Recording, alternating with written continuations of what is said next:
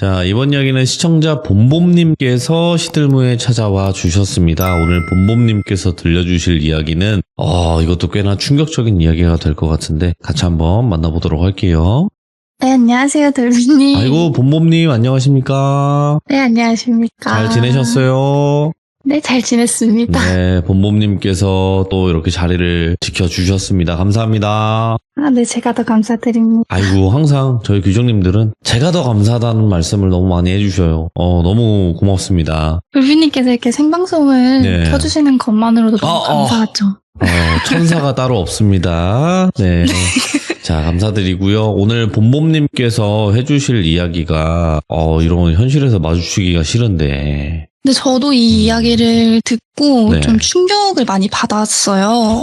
예. 키워드를 좀 간략하게 말씀드리자면 스토킹 범죄에 대한 이야기인데 너무 많이 나오긴 했지만 저희 채널에도. 그쵸. 예. 근데 저도 스토킹 그런 얘기를 많이 들어봤어요. 뭐 인터넷으로 보거나 아니면 방송으로 접하거나 했던 게 많았는데 이런 분류의 스토킹은 좀 처음 들어보셨을 것 같아서 저도 좀 처음 들어봤던 스토리였어서. 알겠습니다. 그러면 도대체 어떤 범죄류인지 같이 한번 들어보도록 하겠습니다. 렛츠고!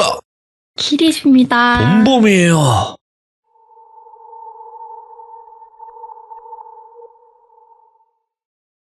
이 이야기는 제가 얼마 전에 들었던 얘기인데 스토킹 피해자가 남자분이세요. 친한 오빠가 스토킹 피해를 입으셨는데 이 친한 오빠가 대학교 초창기 시절 대학교 1, 2학년 그때쯤에 당했던 피해라고 해요. 지금은 한 30살 가까이 된 오빠라서 거의 이 이야기는 8, 9년 전으로 올라가겠죠. 처음에 이 오빠가 같이 알바를 하면서 친해지게 됐던 그런 여자인 동생이 있었대요. 근데 그 친구가 카페에서 같이 일을 했는데 그 여자애는 19살 그리고 제 친한 오빠는 20살 때부터 같이 일을 했다고 해요. 네. 그래서 성격도 괜찮고 되게 공부도 열심히 하는 친구구나 생각을 했고 서로 연락처는 있었지만 뭐 따로 밥을 먹거나 어디 데이트를 하거나 이런 거는 전혀 없었다고 하더라고요.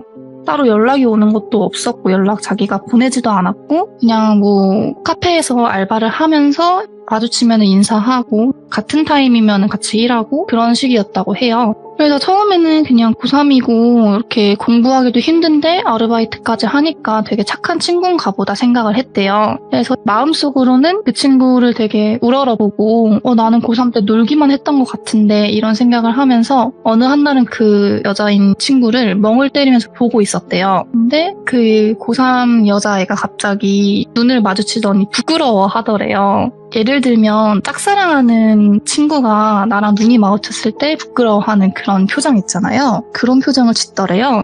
그래서 자기는 멍 때리다가 눈이 마주쳤는데 그 여자애는 그런 부끄러운 표정을 하고 있으니까 뭘까 생각을 하면서 자기는 다시 일을 했다고 하더라고요. 근데 그날부터 이 여자인 친구가 카톡을 계속 보내오기 시작을 하게 됩니다. 계속 카톡으로 저녁마다 밥 먹을 때 아니면 자기 전마다 오빠 오늘 뭐 해요? 이런 식으로 보낸다던가 아니면 오빠 나 어제 오빠가 내 꿈에 나왔는데 오늘도 좀 나와주세요. 이런 식으로 계속해서 반복적으로 연락을 했다고 해요. 근데 처음에는 이 친구가 연락도 완전히 안 하고 친하지도 않은 상태에서 갑자기 그 다음날부터 연락을 계속 보내는 거잖아요. 누가 보면 사귀는 사이처럼. 이 친구가 아직 어리니까 뭔가 오해를 했던 일이 있었나 싶어서 그냥 귀엽게 처음엔 넘어갔다고 해요. 그러면서 답장도 그냥 몇 번 해주고 그냥 뭐 땡땡아 지금 시간이 좀 늦었으니까 자야 되지 않을까? 이렇게 보내거나 아니면 그 친구는 미성년자고 자기는 성인이니까 근데 너가 나 좋아하는 건 알겠는데 우리 좀 시기가 좀 그렇다. 너 성인 되고 다시 만날까? 이런 식으로 좋게 타일렀다고 해요. 근데 그 여자인 친구는 타이르면 타이를수록 자기를 밀어내면 밀어낼수록 집요한 집착을 보였다고 하더라고요. 그때까지는 카톡으로만 계속 주고받았던 사이니까 그렇게 카톡으로 집착을 한 지 한 달 정도 됐을 무렵에 자기가 오빠가 나랑 한 번만 만나주면 나는 뭐 요번에 수능을 잘 볼 자신이 있다. 그런 말부터 시작을 해서 강도가 높아지면서 약간 집착과 협박식으로 얘기를 하는 거예요. 오빠가 나 계속 안 만나주면 나는 수능 포기해서 우리 엄마 아빠한테 뭐 불효녀 되는 거야. 이런 식으로 말하고 아니면 뭐 다른 날에는 오빠 때문에 나 수능 이번에 신청 안 할 거야. 나 수능 안 보러 갈 거야. 이런 식으로 이렇게 강도가 점점 더 높아지는 거예요. 협박이. 예. 그래서 이 오빠는 이 친구가 너무 어리니까 짝사랑을 하다가 내가 계속 밀어내서 좀 상처를 많이 받았나 보다 생각을 했대요. 저였으면 이렇게까지 생각을 안 했을 것 같은데 네. 그래서 정말 좋게 타이른 거죠. 전화를 걸어서 땡땡아 너 이러면 안 돼. 이런 식으로 좋게 타일렀대요. 근데 이 친구가 그러면 오빠 나 한 번만 카페에서 만나주라. 한 번만 데이트해주면 안 돼? 라고 했대요. 그래서 데이트까진 그렇고 그냥 카페에 만나서 커피 한잔 하면서 얘기를 하자 라고 해서 카페에 약속을 잡아서 제 친한 오빠가 나가 있었어요. 근데 그 여자인 친구가 자기 친오빠를 데리고 왔대요. 그 자리에. 네. 그래서 누구시지? 이렇게 했는데 그 땡땡이가 내 친오빠야. 그냥 같이 왔어. 이런 식으로 얘기를 해서 세 명이서 갑자기 얘기를 하게 된 거죠. 근데 제 친한 오빠는 이게 도대체 무슨 상황이지? 생각이 든 거예요. 왜냐면은 자기는 이 친구를 좀 정중하게 거절을 하려고 나왔는데 자기 친오빠를 데리고 온 상황이잖아요. 그래서 제 친한 오빠가 근데 어떻게 같이 오신 거냐? 제가 좀 어떤 대화를 하려고 온 건데 혹시 왜 오신 거냐라고 이렇게 정중하게 여쭤봤대요. 근데 그 친오빠가 아니 그냥 내 동생이 좋아한다는 남자길래 얼마나 잘생겼는지 궁금해서 얼굴 한번 보러 왔어요 라고 얘기를 한 거죠. 그러니까 이 상황도 좀 자체가 어이가 없잖아요. 그래서 어쨌든 셋이서 좋게 얘기를 하고 그날 하루는 마무리가 된단 말이죠. 근데 그 일이 있고 나서 다음 날부터 집 앞에 편지들이 놓여있는 걸 보게 되는 거예요. 근데 그 편지들이 한 번은 그냥 A4 용지 적어가지고 사각형으로 접어서 놔두던 편지였고 다른 날에는 진짜 편지 봉투에 있는 그런 편지였고 또 다른 날에는 메모장에 그냥 써져 있는 그런 편지 같은 거였고 네. 또 어떤 날에는 꽃이 같이 있는 그 편지지 있잖아요. 꽃이 뭐 얇게 한 송이 붙어져 있는 편지지들이 있거든요. 그런 식으로 있던 편지들이라든지 그래서 이 오빠는 처음에는 그 A4 용지 편지를 봤을 때 이게 뭔가 전단지인가 싶어서 열어봤대요. 근데 글씨체가 딱 봤을 때 약간 남성이 쓴 것 같은 글자였대요. 그래서 이거 뭘까 이렇게 해서 내용을 이렇게 자세히 들여다본 거죠. 근데 거기에 자기가 편지를 쓴 사람이 누구라고는 밝히진 않고 내용이 당신을 처음 봤을 때부터 첫눈에 반했습니다. 우리가 이런 관계가 되면 안 되는 거는 자긴 너무 잘 알지만 그래도 한번 뭔가 좀 썸씽이 있었으면 좋겠습니다. 오. 만약에 제 편지에 동의하신다면 뭐 어디 공원으로 몇 시까지 나와주세요 라는 내용이었대요. 근데 솔직히 말하면 무섭잖아요. 누가 보낸 건지도 모르고 어떤 여자가 보낸 건지도 모르고 진짜 설마 그 친한 그 카페에 같이 알바했던 여자 동생이 보낸 건가? 우리 집은 어떻게 알았지라고 된 거죠. 그래서 그 편지는 무시를 했대요. 그래서 그 다음 날에는 그 편지지에 들어있는 편지였던 거예요. 그래서 그 편지도 또 무슨 내용인가 보니까 이번에는 되게 아기자기한 글씨로 오빠 안녕하세요 잘 지내죠? 이런 식으로 시작을 해서 나는 그 카페에 같이 일했던 동생을 돌비라고 할게요. 나는 돌비예요. 제가 오빠가 아무리 절 거절했어도 저는 오빠를 끝까지 쫓아다닐 거예요. 이런 식으로 편지가 써져 있는 거예요. 그래서 그 제 친한 오빠가 이걸 보고 화가 나는 거예요. 왜냐면 어제 봤던 편지도 그렇고 오늘 봤던 편지도 그렇고 이 친구라는 게 확실한 거잖아요. 근데 글씨체는 분명히 다르긴 했는데 뭔가 이 친구인 것 같아서 바로 전화를 걸었대요. 야 돌비야 너 내가 거절했는데 이렇게까지 하면 어떡하냐. 어제랑 오늘이랑 왜 우리 집까지 찾아와서 편지를 준 거냐. 그리고 우리 집은 어떻게 알았냐라고 물어보니까 돌비가 저 어제는 간 적 없는데 오늘만 갔어요 라고 한 거지. 그래서 제 친한 오빠는 당황스럽잖아요. 그럼 어제 그 편지는 누가 쓴 걸까? 근데 그 돌비라는 애는 나는 어제 간 적 없다. 그리고 오빠 내 마음 안 받아주면 나는 계속 편지를 보낼 거다. 나중에는 뭐 집 안까지 넣을 거다. 그러니까 그 전에 내 마음을 받아달라. 이런 식으로 강압적으로 나오기 시작을 한 거예요. 그래서 제 친한 오빠가 너무 소름이 돋아서 바로 전화를 끊고 그 전화랑 카톡을 다 차단을 했다고 하더라고요. 근데 그 다음 날에는 또 메모지에 붙어있는 편지, 또 그 다음 날에는 그 아까 말씀드렸던 그 편지지에 꽃 붙어있는 편지지. 그게 계속 번갈아 가면서 하루마다 바뀌면서 편지가 오는 거예요. 그래서 이게 좀 화가 나니까 그 편지를 읽지도 않고 다 쓰레기통에 버린 다음에 경찰에 신고를 했대요. 근데 아시다시피 경찰분들은 집 앞에 편지가 있는 걸로 뭔가를 해주진 않잖아요. 특히 남성분들한테는. 예. 그래서 그 경찰분이 아저씨셨는데 아저씨한테 얘기를 하니까 그 아저씨가 되게 짝사랑하는 어떤 여학생이 놔두신 것 같은데 그 정도 했으면 마음 받아주세요. 이런 식으로 하고 그냥 순찰 좀 강화해주겠다라는 말만 하고 끊었다고 하더라고요. 그러니까 스토킹을 지금 당하고 있는 건데 예. 그래서 이 오빠는 너무 어이도 없고 짜증나는 상황이지만 어떻게 할 방법이 없잖아요. 그래서 그냥 계속 그 편지가 오는데도 그냥 계속 오는 족족 버리고 뭐 어떤 뭐 그런 글 같은 것도 궁금하지도 않았다고 하더라고요. 그러니까 처음에는 이 여자애만 그 편지를 보내는 줄 알았으니까 그 편지를 계속 무시한 지 몇 주가 지나고 나서 돌비의 친오빠 있잖아요. 그 오빠가 자기 집 공원 앞에 자기를 기다리고 있었대요. 누군가 이렇게 기다리고 있는 것 같아 보여서 여기 왜 찾아왔냐? 어떻게 찾아왔냐? 라고 물어보니까 돌비 친오빠가 아니 내 편지에 답장을 안 주니까 찾아온 거 아니야? 라고 얘기를 하는 거예요. 그래서 아니 편지를 보내준 적이 있냐? 나는 돌비 편지밖에 못 받았다 라고 하니까 그 돌비 친오빠가 아닐 텐데 우리 이틀에 한 번꼴로 편지 보내기로 했는데? 라고 얘기를 한 거죠. 그러니까 이 돌비 친오빠랑 돌비랑 제 친한 오빠한테 편지를 보내고 있었던 거예요. 하루하루 번갈아 가면서.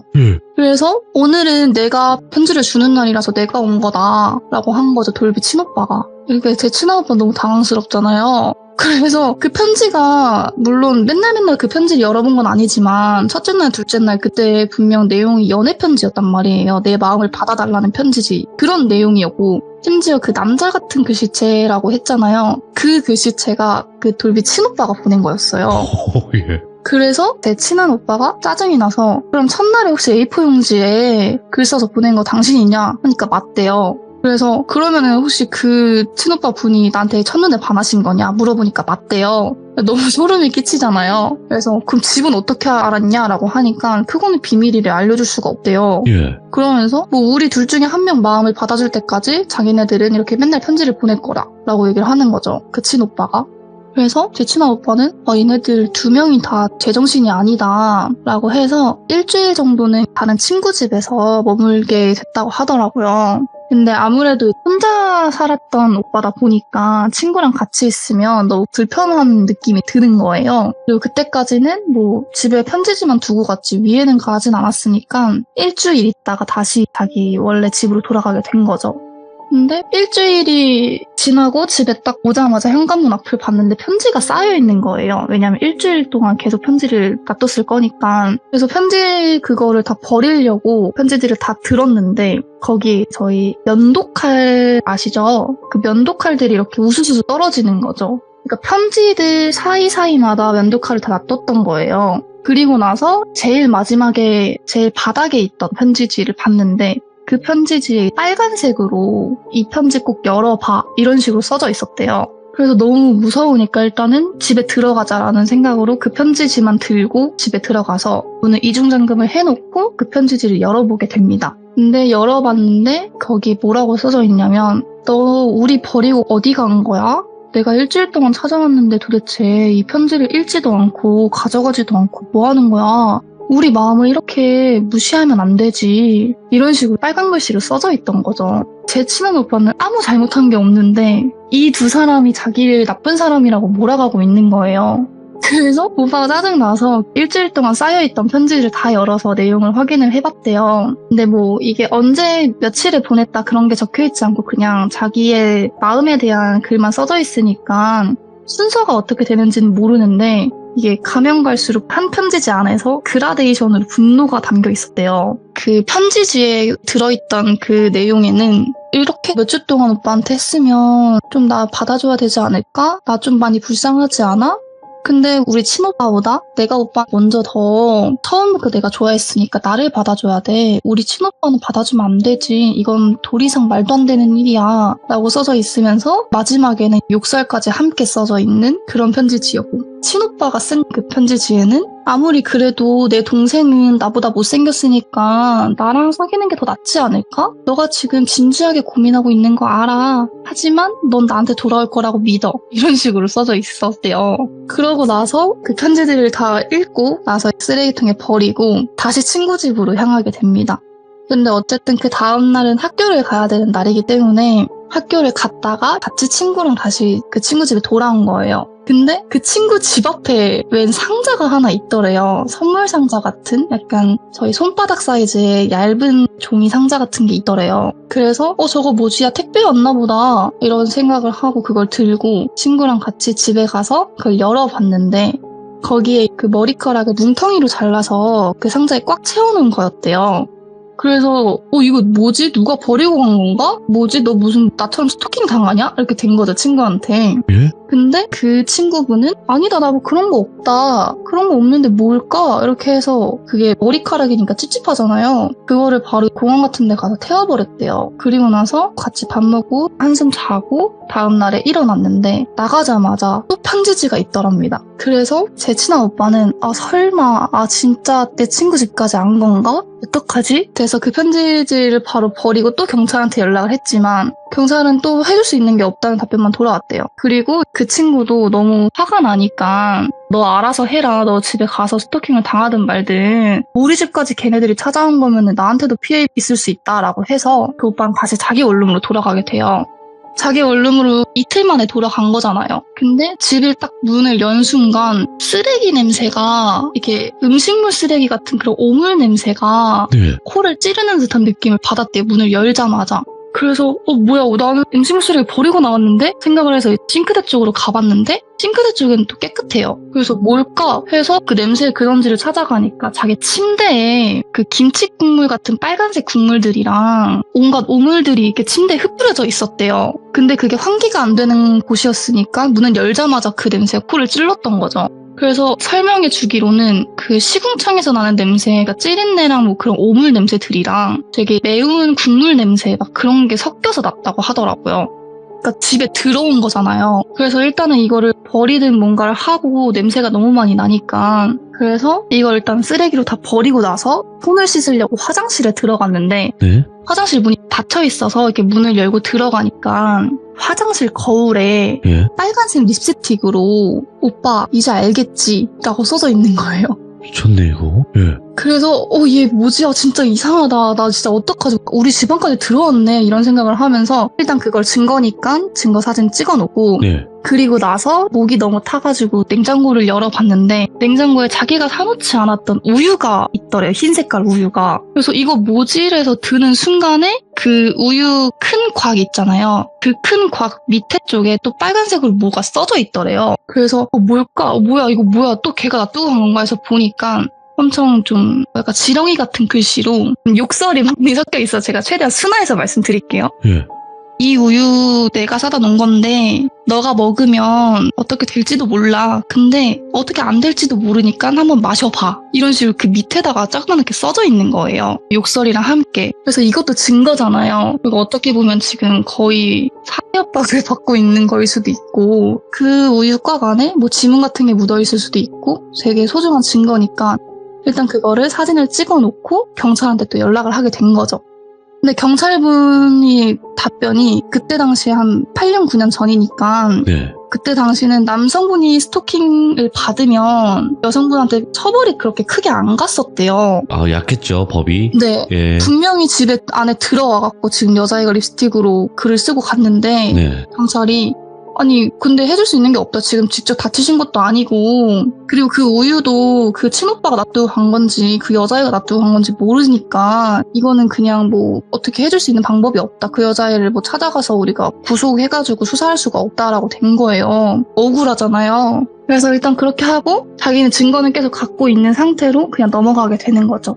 그러고 나서 학교를 갔다가 옵니다. 다음 날에 학교를 갔다가 와서 집에 비밀번호를 치고 들어가려고 하는데 집 안에서 소란스러운 소리가 들리는 거예요. 집에 분명히 아무도 없고 자기 혼자 사는 원룸인데 소란 소리가 왜 들리지? 어떤 소리일까 해서 비밀번호를 딱 치고 들어갔는데 그 돌비랑 돌비 친오빠가 격렬하게 몸싸움을 하고 있는 거예요. 자기 집에서. 그래서 제 친한 오빠는 당황스럽잖아요. 네. 이렇게 마주칠 줄은 몰랐던 거죠. 얘네가 이미 우리 집에 한번 들어왔던 적이 있는 애들인데도 이렇게 마주칠 줄은 몰랐던 거예요. 네. 그래서 일단 제 그 친한 오빠가 당황하니까 너네 뭐야? 너네 어떻게 들어왔어? 이렇게 하니까 돌비가 갑자기 칼을 들고 오더니 자기 되면서 오빠 나야 아니면 내 친한 오빠야? 지금 선택해야 돼. 우리 이게 이 상태로 계속 놔두면 둘 중에 한 명 죽어. 이런 식으로 돌비가 말을 했대요. 그리고 돌비 친오빠도 와가지고 빨리 선택하라. 오늘 안에 선택해야지. 우리 둘 다 산다고. 너가 선택을 해줘야 된다. 그래서 제 친한 오빠는 아니다. 일단은 그럼 둘이 진정을 하고 둘 다 진정을 하면은 내가 그때 얘기를 하겠다. 집에 잠깐 있어라 라고 하고 나서 제 친한 오빠는 경찰에 신고를 하러 갑니다. 왜냐하면 그 2명의 스토킹범 다 집 안에 있는 상태잖아요. 그러니까 몰래 이제 내려와가지고 경찰한테 전화를 하게 돼요. 그래서 경찰한테 전화를 하고 그 경찰이 알겠다 그러면 이제 가겠다 라고 해서 경찰 출발한다는 그런 문자를 받았고 친한 오빠가 자기 혼자 궁금하니까 또 올라가게 되는 거예요. 저 같으면 경찰이랑 같이 올라갈 것 같거든요. 근데 제가 친한 오빠는 그때 당시에는 그냥 너무 궁금해서 혼자 올라가 봤대요. 근데 올라가 보니까 또 소란스러운 소리가 들려서 비밀번호를 치고 딱 문을 여니까 그 돌비의 친오빠가 돌비를 찔 기세로 그렇게 하고 있는 거예요. 어떤 물건으로 그 동생을 찌려고. 그래서 이제 제 친한 오빠는 놀랬으니까 그럼 안 된다. 말리고 나서 그때 얘기를 한 거죠. 나 경찰에 신고했다. 경찰에 신고했는데 이거 봤으면 너 지금 살인미수다. 이러면 안 된다. 친동생을 그렇게 어떻게 하냐. 아무리 사랑 때문에 그래도. 라고 하고 나서 말을 하니까 그 돌비 친오빠는 그 자리에서 도망을 갔대요. 그리고 돌비도 경찰에 신고를 했다고 하니까 자기가 이 상태에서 걸리면 안 되잖아요. 집에 몰래 들어온 거였으니까 처벌을 받을 수도 있어서 돌비도 바로 도망을 갔다고 하더라고요. 그러고 나서 경찰이 왔는데 경찰이 왔을 때는 아무것도 없잖아요. 근데 그 바닥에 놓인 칼 한 자루밖에 없고 그 범인들이 없는 거니까 그래서 경찰은 그날 순찰을 더 강화하겠다. 이상한 여자나 남자 보이면 자기들이 뭐 귀가 조치하겠다 이런 식으로 하고 그냥 갔대요 또. 그리고 나서 며칠 정도 동안은 편지도 안 오고 누가 찾아오지도 않았다고 합니다.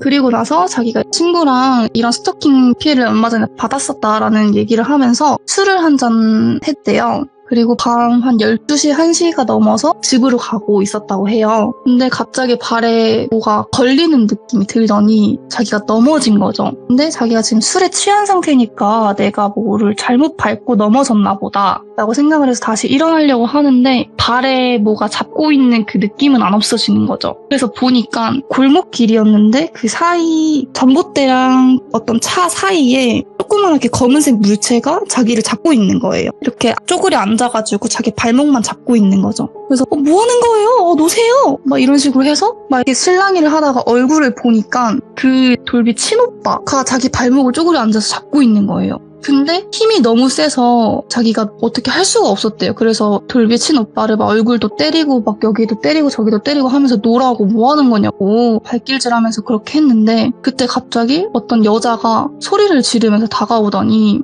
자기 배가 엄청 아픈 느낌이 들더래요. 뭐야 이거? 그래서 뭐지? 막 이렇게 하다가 정신을 잃었다고 하더라고요.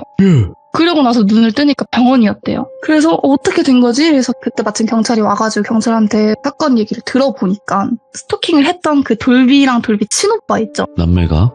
그 남매가 그 오빠한테 안 좋은 일을 하려고 했던 거죠. 그래서 돌비 친오빠가 그 발목을 잡고 있고 그 돌비가 그 위험한 물건으로 해하고 제 친한 오빠의 배를 친 거죠. 그러니까 좀 안 좋게 할 심상으로. 그래서 진술을 들어보니까 이 사람이 우리 둘을 가지고 장난을 했다. 언제는 내 오빠가 좋다 그랬다가 언제는 내가 좋다고 했다.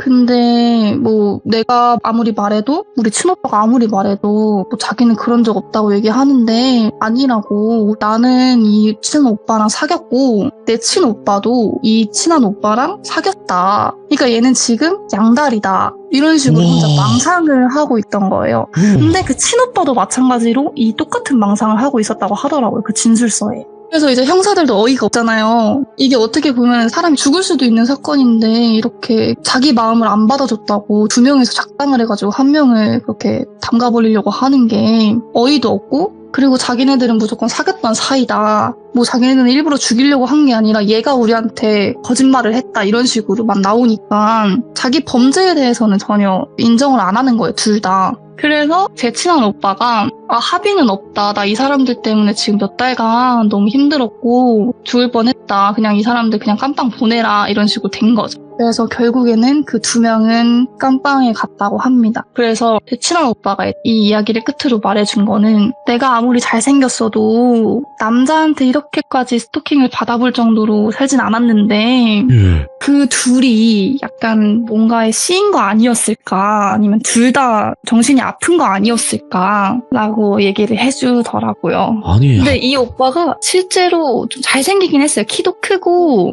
예. 몸도 어느 정도 다부지고 생긴 것도 살짝 여성스러움과 남성스러움이 같이 공존하는 그렇게 좀 잘생기긴 했어요, 이 오빠가. 네네. 근데 자기가 아무리 잘생겼어도 남자한테 이렇게까지의 관심을 받아본 적은 없는데 도대체 그 사람들은 정신머리가 어떻게 됐었을까라고 얘기를 하더라고요. 아니, 근데 진짜 친남매는 맞는 거예요? 나 그것도 의문이네? 근데 형사님이랑 얘기를 했다고 했잖아요. 네. 근데 그때 친남매는 맞다고 하더라고. 왜냐면 가족 관계가 뜨니까. 예. 그 가족 관계가 뜨니까 딱 봤는데 그렇다고 하더라고요. 남자와 여자에게 동시에 사랑을 받았던, 그것도 지독한 사랑을 받았던. 야, 사실 이게 섬뜩하다, 이거. 자극적인 얘기가 너무 많아서 뺀 다 거예요? 말씀을 못 드렸어요. 왜냐면은 저희 돌비 채널은 어린이들도 볼 수 있는 그런 채널이기 때문에. 근데 약간- 그럼에도 불구하고 충분히 자극적이었고요. 그리고 아니 그러면 말씀 못한 게 뭐예요? 간단하게 얘기하면 뭐 성적인 그런 거예요? 네, 맞아요.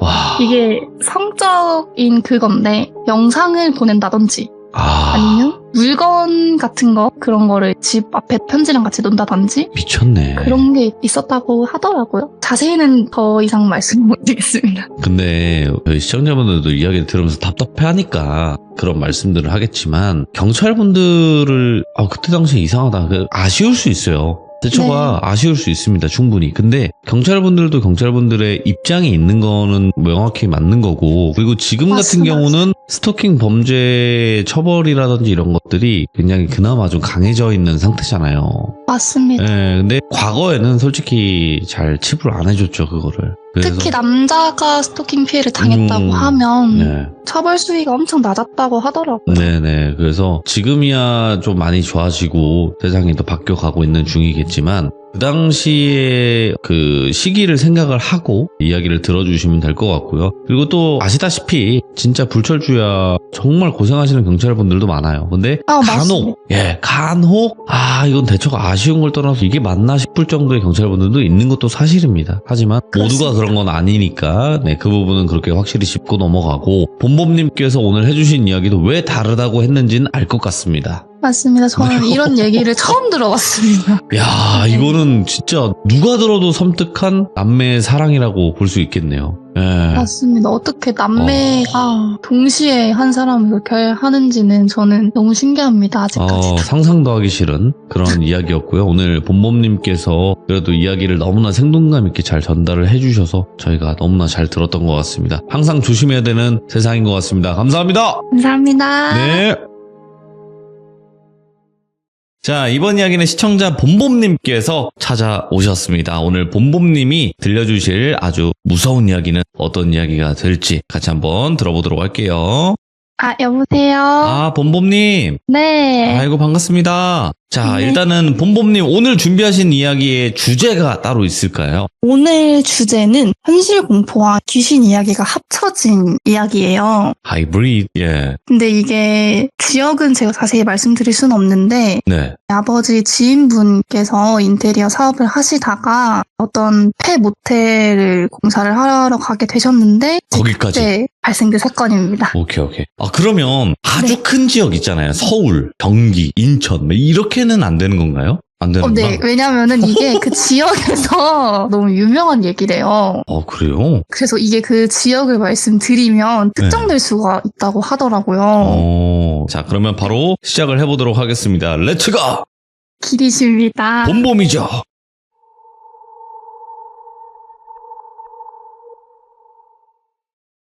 아까 전에도 말씀드렸다시피 지역은 저희 아버지 지인분께서 비밀로 해달라고 하셨고 왜냐면 이게 아직도 사건이 진행 중이라고 하셨거든요. 그래서 이 사건은 그 지역에서 굉장히 유명한 이야기이고요. 실제 그 지역 큰 시에서도 그 지역 사람들에게 이 모텔 얘기를 하면은 100 중에 한 80은 다 아는 그런 얘기고 몇십 년간 사건 사고가 그 자리에서 너무 많았대요. 그래서 그 근처로 잘 안 다니신다고 하더라고요. 그 지역 분들도. 그래서 이야기 본론으로 들어가서 아버지 지인분이 인테리어 사업을 하시는 분이고 이분을 돌비라고 칭할게요. 그래서 이 돌비님이 이 돌비시에 있는 돌비 모텔에서 의뢰가 들어왔대요. 그래서 돌비님과 돌비님 동료들 몇 명을 데리고 내려가게 되었어요. 네. 모텔이다 보니까 숙식이 다 제공이 된다고 했고 숙박은 그 몇 개 호실만 청소를 해서 알아서 사용하면 된다고 했대요. 그래서 그 모텔 1층 호실을 몇 개 청소를 하고 숙박을 한 다음에 다음 날부터 바로 작업에 들어가는 거였어요. 근데 돌비님은 원래 이 지역에서 의뢰가 많이 들어왔었고 다른 지방에서도 많이 들어왔었기 때문에 별로 생각을 안 하고 그냥 내려가게 되었고 이 모텔에 대한 소문은 아무것도 듣지 못한 채 일을 시작하게 되셨대요. 근데 이 현장에 인테리어를 하는 돌비님 팀만 있는 게 아니라 다른 팀들도 있었대요. 뭐 예를 들면 수도 배관을 하는 팀이라든지 목수를 하는 팀이라든지 아니면 뭐 유리나 샤시를 전용으로 하는 팀이라든지 몇 팀이 다 진행을 하게 되었는데 이 돌비 모텔이 운영을 꽤 오래 안 했던 폐모텔이었대요. 그래서 다른 주인분이 그 모텔을 인수를 해서 싹 다 리모델링을 하고 다시 운영을 하려고 인테리어 업자를 부른 거였죠. 그래서 리모델링을 시작을 하고 층별로 조금씩 진행 중이었대요. 근데 거기서 5층을 진행할 때였는데 5층을 진행할 때 한 4시에서 5시 정도였는데 목수님들 팀에서 갑자기 큰 소리가 발생이 된 거예요. 오? 그래서 돌비님이 가봤대요. 근데 50대 목수 아저씨가 소리를 지르면서 피를 흘리면서 바닥에 쓰러져 있는 거예요. 그래서 돌비님이 보니까 얼굴에서부터 왼쪽 팔까지 나무 자르는 그라인더 아시죠? 그걸로 얼굴에서부터 왼쪽 손까지 다 싹 긁혀 있는 거예요. 어이구야. 그래서 피가 나고 있었던 거예요. 근데 그 목수님은 30년 정도 된 베테랑 목수셨고 어느 정도 살짝 부상 같은 건 있었어도 그렇게 길게 쓸린 적은 단 한 번도 없던 사람이었대요.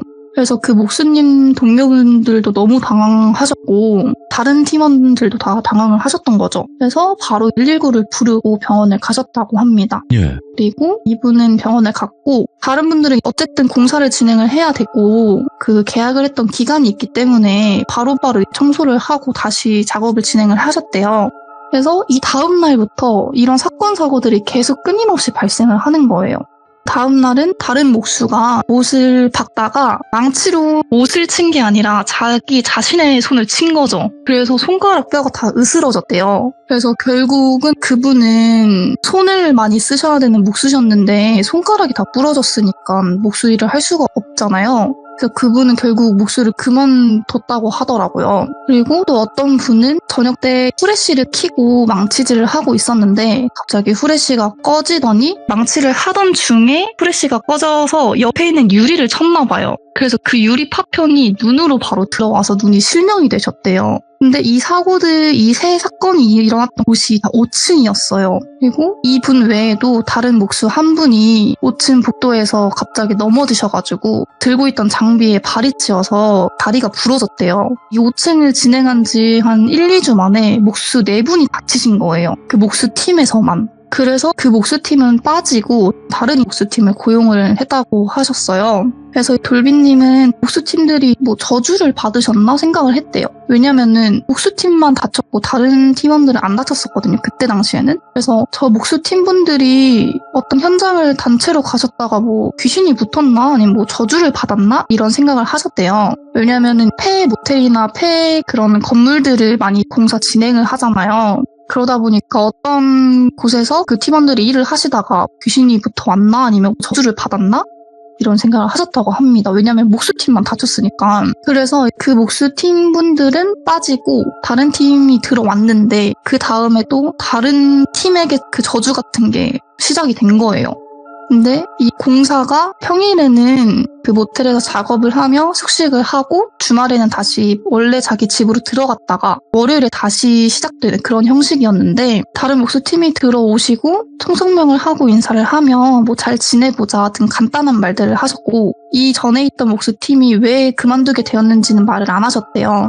왜냐면은 일단은 어쨌든 이 현장을 빨리 마무리를 하셔야 되니까 예. 괜히 그 전에 있던 일을 말씀을 드리면 좀 그렇잖아요. 그래서 말을 안 하고 그냥 잘 지내보자 막 이런 식으로 하면서 시작을 하셨다고 해요. 그래서 뭐 작업에 다시 들어가게 됐는데 5층에 또 어떤 호실에서 소란스러운 소리가 들린 거예요. 그래서 돌비님이 또 뭐야 또 무슨 일이야 이렇게 가봤더니 창문 샤시를 하시던 분이 창문에서 밖으로 떨어졌다고 소란스러운 거였어요. 그래서 그 호실에 있었던 다른 분들께 뭐 어떻게 된 거예요? 어떻게 떨어지신 거예요? 물어보니까 그 떨어진 분이 그때 혼자 그 호실에서 작업 중이었어서 어떻게 떨어진 게 된 건지 자기도 모른다 이렇게 말씀을 주셨대요. 네. 그래서 바로 돌비님이 1층 내려간 후에 그분 상태를 보니까 다행히 아직 살아 계셨고 119를 불러서 그분은 바로 병원에 실려가게 되었죠. 119가 오는 시간이 있으니까 그 떨어진 분께 어떻게 된 거냐 뭐 이런 식으로 물어봤대요. 그랬더니 자기가 혼자 창문을 다 뜯어서 그 창문에 걸쳐 앉아서 작업을 진행 중이었는데 갑자기 옆에서 자신을 미는 듯한 느낌이 들어서 뭐야 이렇게 하면서 중심을 잡으려고 하는데 그때 발을 누가 밑에서 끌어당기는 듯한 느낌이 들더니 그대로 밑으로 떨어지신 거예요. 근데 다행히도 5층에서 떨어지셨지만 생명에는 지장이 없는데 뼈가 좀 부러지셨다던가 그런 사건이 있었죠. 그리고 또 그 다음날 작업할 때는 작업 시간에는 아무 일이 없다가 작업이 다 끝난 후에 다들 밖에서 식사를 하시고 들어오셔가지고 잠잘 채비를 하는데 어딘가에서 막 소리를 지르는 듯한 소리가 들렸대요. 그래서 돌비님 팀이 저거 뭐야 이러면서 올라가 봤대요. 그 소리의 근원지를 찾아서 올라가 보니까 그 샷실을 진행하는 팀의 어떤 한 분이 5층 호실에서 소리를 막 지르면서 방방 뛰고 있었대요. 예. 그래서 다들 그분을 말리려고 김씨 왜 그래? 뭐 무슨 일이야? 왜 소리를 질러? 이러면서 진정을 시키고 1층으로 데리고 내려와서 그분이 잠을 자시던 방에 눕히니까 그대로 잠이 드셨대요.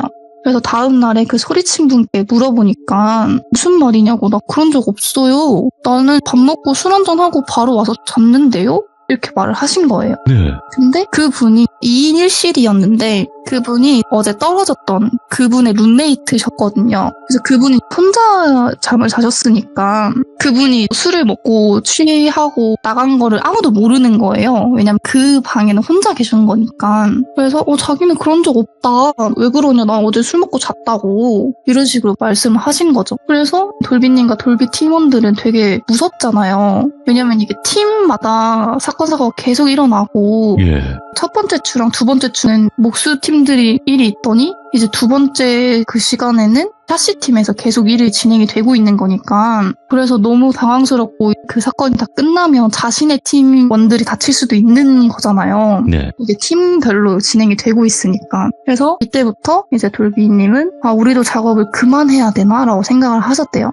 근데 작업을 그만하기에는 사건 사고가 아직 자기 팀엔 없는데 그만두게 되면 위약금을 물잖아요. 근데 그 위약금이 좀 세다 보니까 좀 반반이었던 거죠. 여기서 그만둘까? 아니면 그냥 좀 계속 해볼까? 왜냐면 아직까지 누가 뭐 사망한 사람이 없고 그냥 다치신 분만 있으니까 그냥 일단 진행을 하자라고 생각을 하셔서 계속 진행을 하게 되었다고 합니다. 근데 그 다음날부터는 작업 시간에는 무슨 일이 없는데 저녁에만 계속 일이 일어나는 거예요. 그 샤시팀에서 또 어떤 분이 그 다른 방에서 묵던 룸메이트 한 분이 아니 우리 사람이 사라졌다. 이 사람 어디 간 거냐. 전화도 안 받는다. 이렇게 하신 거예요. 다른 팀원들한테 같이 찾아주시라고 했대요. 그래서 밖에를 먼저 찾으러 가기보다는 그 모텔 안에서 뭔가 좀 구경을 하고 있나라는 생각이 들어서 그 모텔을 다시 1층, 2층, 3층, 4층, 5층 이렇게 보게 된 거죠. 근데 그 없어진 분이 5층의 어떤 한 호실에서 복도 저 끝에 이렇게 보면서 쭈그려 앉아 있더래요. 그러니까 그 호실이 문이 다 없었는데 그 호실 안에 살짝 들어가서 이렇게 살짝 몸을 기울인 다음에 또 저 끝을 응시를 하고 있는 거죠. 쭈그려 앉아서. 그래서 사람들이 뭐 하냐고 여기서 뭐 하시냐고 왜 저길 쳐다보고 있냐 이러니까 그분이 또 아무 말도 없이 그냥 계속 그냥 거기만 보고 있는 거죠. 그래서 다른 사람들도 무섭잖아요. 그래서 뭔가 좀 귀신이 있는 것 같기도 하고 이러니까 그래서 그분을 다시 내려보냈대요. 1층으로. 1층으로 내려보내서 그 룸메이트 분이 그 호실에 데려가서 눕혔는데 눕히니까 다시 바로 잠이 드셨대요. 그러니까 그때가 왜 그랬는지 바로 물어보고 싶었는데 이분이 잠드셨고 깨워도 일어나시질 않으시니까 그날은 궁금한 마음을 다 떨치고 잠에 들게 되셨죠. 그래서 또 다음날에 어제 왜 그런 거냐 물어보니까 안 그랬대요. 자기는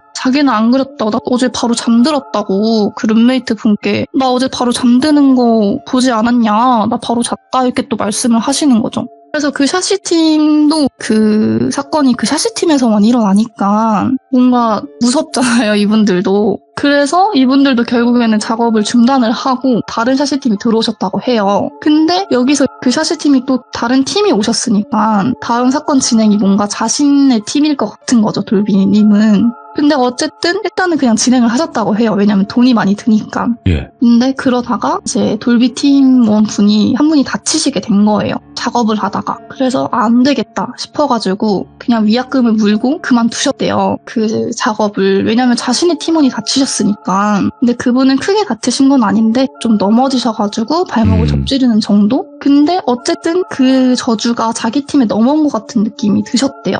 그래서 바로 위약금을 물고 그만두셨다고 하더라고요. 그래서 다음에 나중에 알고 보니까 그 돌비시에 있는 그 모텔이 한 10년 전부터 사건 사고가 끊이질 않았대요. 예. 어떤 분이 인수를 해서 다시 영업을 하면 그 모텔에서 사람이 죽거나 어떤 분이 뭐 안 좋은 선택을 하시거나 근데 그 안 좋은 선택을 하신 그 층이 5층인 거예요, 다. 전에 있던 그 인수를 해가지고 하셨던 그 주인분들 말을 들어보면 다 5층에서만 사건이 일어났대요. 어떤 분이 뭐 호실 퇴실 시간이 돼서 연락을 드렸는데 전화를 안 받아서 5층실을 딱 가서 노크를 했는데 아무 소리가 안 들려서 뭔가 좀 이상하다 싶어서 강제로 문을 개방하고 들어갔는데 안 좋은 선택을 혼자서 이제 하시고 돌아가신 분이 있거나 뭐 그런 사건이 끊이질 않았대요. 10년 전부터. 그래서 이게 흉흉한 그런 소문들이 동네에서는 다 알잖아요. 돌비 호텔에서 언제 뭐 누가 안 좋은 선택했대, 뭐 누가 죽었대, 뭐 아니면 살인 사건이 났대, 뭐 이런 소문이 다 돌잖아요. 그러다 보니까 거기는 장사가 너무 안 되는 거죠. 여행 온 사람들이나 한 번씩 들어가지 그 돌비시에 있는 다른 분들은 전혀 안 가셨대요. 그러니까 장사가 안 되니까 그 모텔을 팔고 다른 분이 또 그 모텔을 사서 영업을 하시고 이런 게 몇 년째 반복 중이었는데 저희 그 돌비님이 인테리어 그거를 하기 전에 몇 달 전에 거기서 폐모텔이다 보니까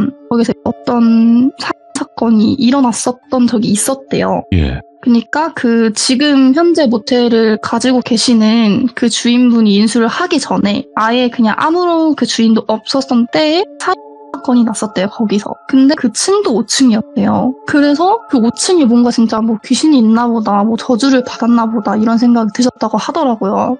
그래서 거기는 더 이상 안 가고 싶다라고 했는데 그 돌비 모텔 사장님께서 근데 인테리어 할 분이 없다, 제발 와서 해주면 안 되겠냐라고 계속 강하게 부탁을 하셨대요. 근데 무섭잖아요. 돌비님도 자기가 다칠 수도 있는 거고 아니면 자기 팀원들이 다칠 수도 있는 부분이니까 그래서 안 가겠다, 나 그냥 못 하겠다고. 근데 그 돌비 호텔 사장님이 그럼 돈을 더 많이 주겠다. 이거 공사 진행해주면 많이 주겠다라고 했는데도 안 되겠다고, 자기는 자기의 안전이 제일 중요하다라고 생각을 하셔서 안 하셨다고 하더라고요. 그래서 제가 이 얘기를 듣고 그 지역 근처에 제 친구들이 있어요. 그래서 그 친구들한테 그 모텔 얘기를 하니까 그 모텔 안다고 하더라고요. 그 모텔 기사가 나거나 하진 않았대요. 기사가 나거나 뭐 하진 않았는데 그 동네 사람들이나 아니면 그 지역 사람들끼리 다 소문으로 퍼지는 거죠, 얘기로. 네. 그래서 거기 자기도 아는데 자기는 그 근처도 안 간다, 무섭다고 너무. 왜냐면은 너무 사건 사고가 많이 났으니까. 그래서 오늘 준비한 얘기는 여기까지고요. 좀 짧지만 이런 얘기를 듣게 되어서 한번 가지고 와봤습니다. 진짜로 흉흉하다라는 말을 쓸 수밖에 없는 곳이네. 야, 그래도 오늘 봄봄님께서 많은 걸 밝힐 수는 없었지만 그래도 이런 곳이 이 지역에 있다. 그리고 그 지역 사람들은 전부 다 대부분 알듯이 그만큼 네. 좀 흉흉하고 무서웠던 일들이 많았던 곳이다라는 걸 더 저희에게 알려주신 건데 정확히 어딘지를 알려주셨으면 아마 엄청난 사람들이 봤을 거예요. 또 괜히. 맞아요. 왜냐면 아직도 계속 개판돼요, 뭔가 진짜. 다치고 계신다고 하더라고요. 네, 괜히 그 또 모텔에서. 가셔가지고 또 여러 일들이 있고 뭐 사고 치고 가서 저희 구독자님이 그런 사람들은 없겠지만 있긴 있더라고요. 그래도. 네, 그래서 네. 저도 걱정되는 마음에. 아이고 그래도 큰 용기 내주셔서 감사합니다 봄봄님. 네, 감사합니다. 네 고맙습니다. 네. 자, 오늘 본범님께서 말씀하신 것처럼 이런 흉흉한 일들이 일어나는 곳에는 여러분들 뭔가 있긴 있어요. 그게 어떤 거든 간에 뭔가 있으니까 괜히 가셔서 피해 안 보시고 그러시길 바라고, 가끔 가다가 사연에 조금 더 리얼함을 강조하기 위해서 실제 지역과 뭐 어디에 있다 이런 걸 확실하게 이야기하셨던 분들도 있는데, 그런 곳에 주변에 피해를 주시더라고요. 저한테 연락 많이 왔었어요. 제발 그런 초등학생도 안 하는 행동은 안 하셨으면 좋겠습니다. 시청해주신 모든 분들 감사드립니다. 고맙습니다.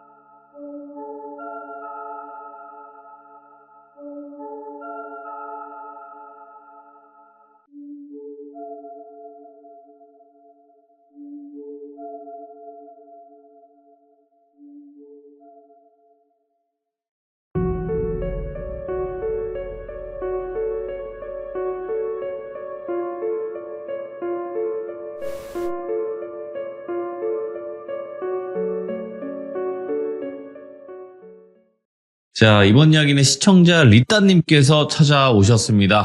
오랜만에 찾아오셨는데 오늘 어떤 이야기로 찾아와 주셨을지 같이 한번 들어보도록 할게요. 네, 여보세요? 리따님, 안녕하세요. 굉장히 또 오랜만인 것 같습니다. 오랜만입니다. 잘 지내셨죠? 아유, 저야 뭐 눈병 걸리고 아주 그냥 난리도 아니었습니다. 보고 있었습니다. 진짜 힘들어요. 예. 고생 자, 많으십니다. 오늘 리따님께서 오랜만에 찾아와 주셨는데 안 오실까봐 좀 많이 무서워했고 마음이 또 졸여졌었는데 이렇게 다시 와주셔서 감사합니다. 감사합니다. 네. 자, 오늘 해주실 이야기 귀신 쪽의 이야기일지 현실 공포일지 궁금하긴 하네요. 귀신 쪽에 더 가까운 이야기일 것 같고요. 오, 예. 네, 저번에 시참을 했었던 연수와 레모니 사연의 연장편이라고 생각해 주시면 좋을 것 같아요. 오호, 알겠습니다. 그러면 어떤 이야기일지 바로 출발을 해보도록 하겠습니다. 렛츠가! 길이십니다. 리따예요.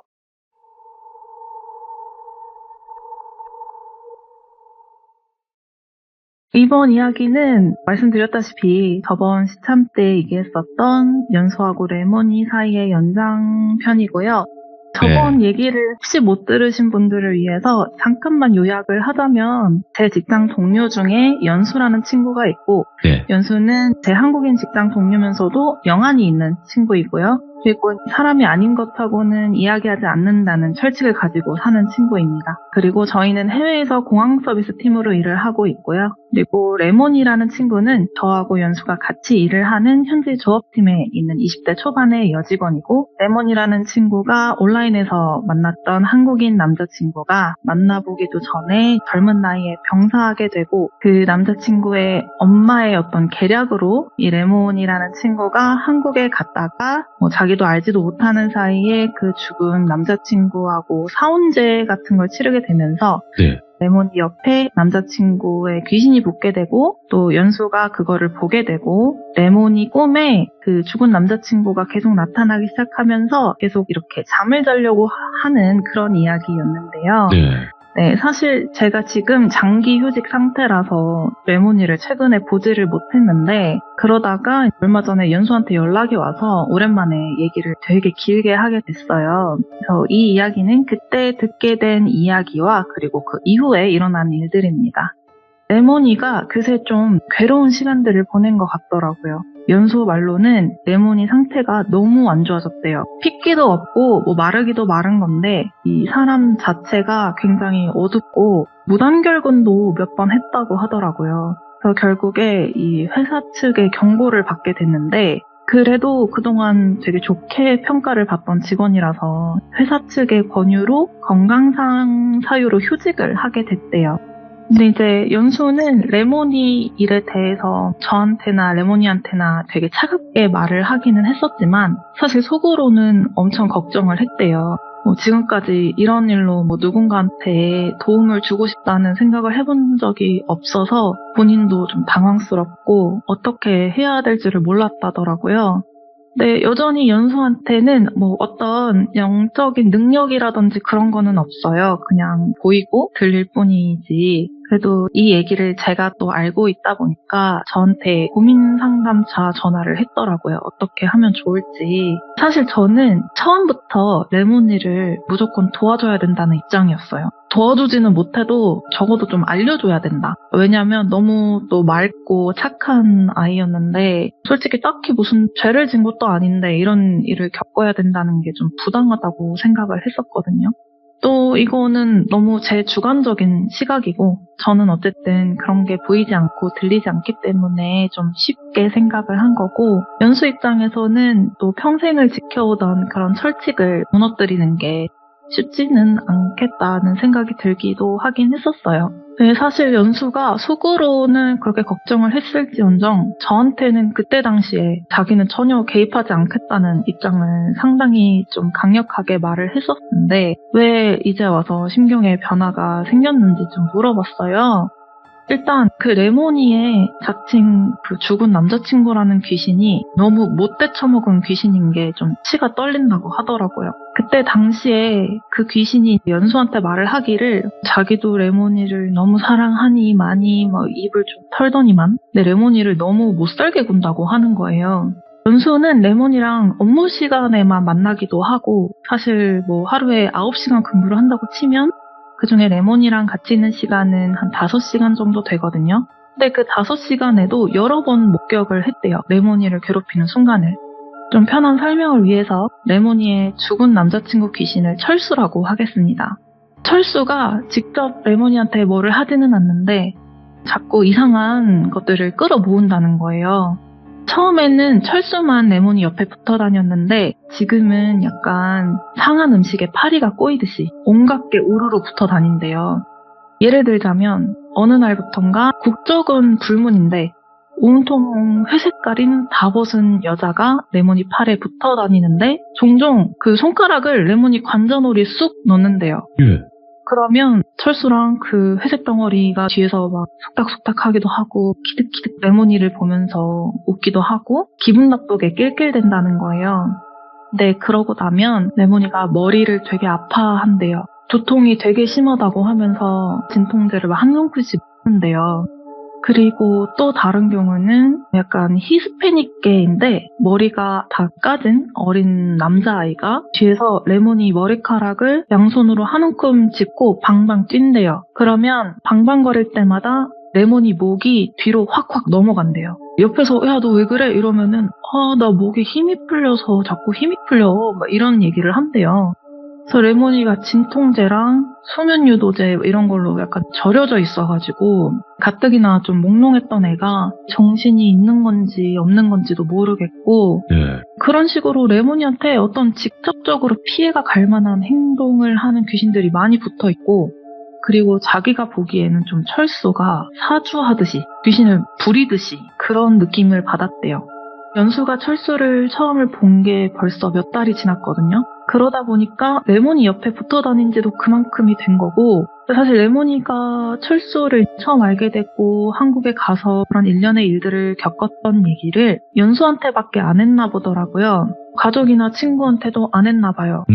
근데 사실 뭐 주변에서 너 괜찮냐? 야 너 요즘 왜 그래? 너 이상해? 이런 얘기를 누군가 할 법한데 레모니가 조금 복잡한 가정사가 있어서 가족은 거의 없기는 한데 그래도 가까운 친구들이나 지인들도 이상하게 그냥 무조건 피한대요, 레모니를. 뭐 얘기를 해보려고 하지도 않고 그중에 연수가 유일하게 집까지 쫓아가서 괜찮냐고 물어봐줬고 얘기도 다 들어주고 그 이후에도 평소와 다름없이 대해줬다는 거예요, 유일하게. 회사로부터 휴직 권유를 받고 며칠 뒤에 레모니가 연수한테 자기가 공항으로 갈 테니까 퇴근하고 잠깐만 얘기할 수 있겠냐고 하더래요.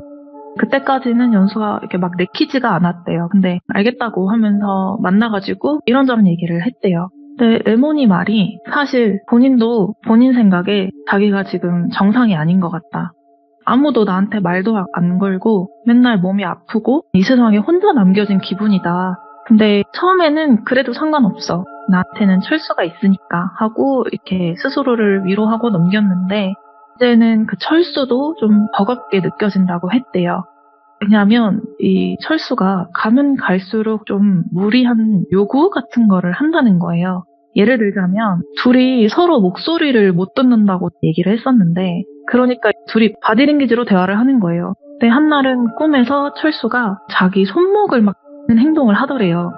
그래서 레모니가 너 왜 그래? 그러지 마 이러고 말렸는데 철수가 레모니를 막 가리키면서 손목 하는 행동을 계속 반복하더래요. 그래서 레모니도 이게 뭔가 싶다가 혹시나 싶어서 자기 손목을 하는 행동을 해보니까 철수가 고개를 막 미친 듯이 끄덕이면서 좋다고 했대요.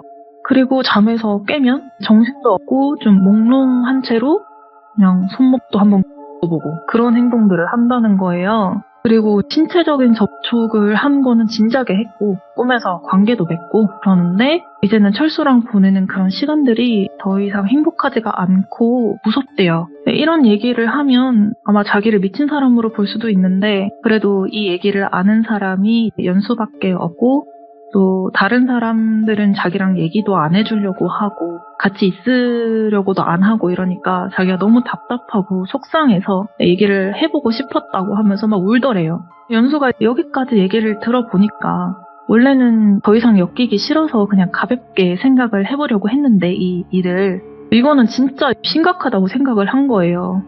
이러다가 애가 잘못되겠다 싶은 거죠. 진짜 뭐 솔직히 더 가서 나중에 더 힘들어져서 잘못된 선택이라도 할 수도 있는 거잖아요. 그러면서 동시에 들었던 생각이 고작 하루에 둘이 5시간 같이 일을 할 때도 철수가 그렇게 레모니 옆에서 하던 그런 가짜는 행동들이 아무도 안 볼 때, 집에 있을 때, 휴일에 이럴 때는 오죽했을까? 애한테 도대체 무슨 짓들을 했을까? 이런 생각을 하니까 화딱지가 진짜 나더래요. 저번에 연수가 레모니 집에서 하루 자면서 철수랑 연수랑 약간 신경전 아닌 신경전이 있었잖아요.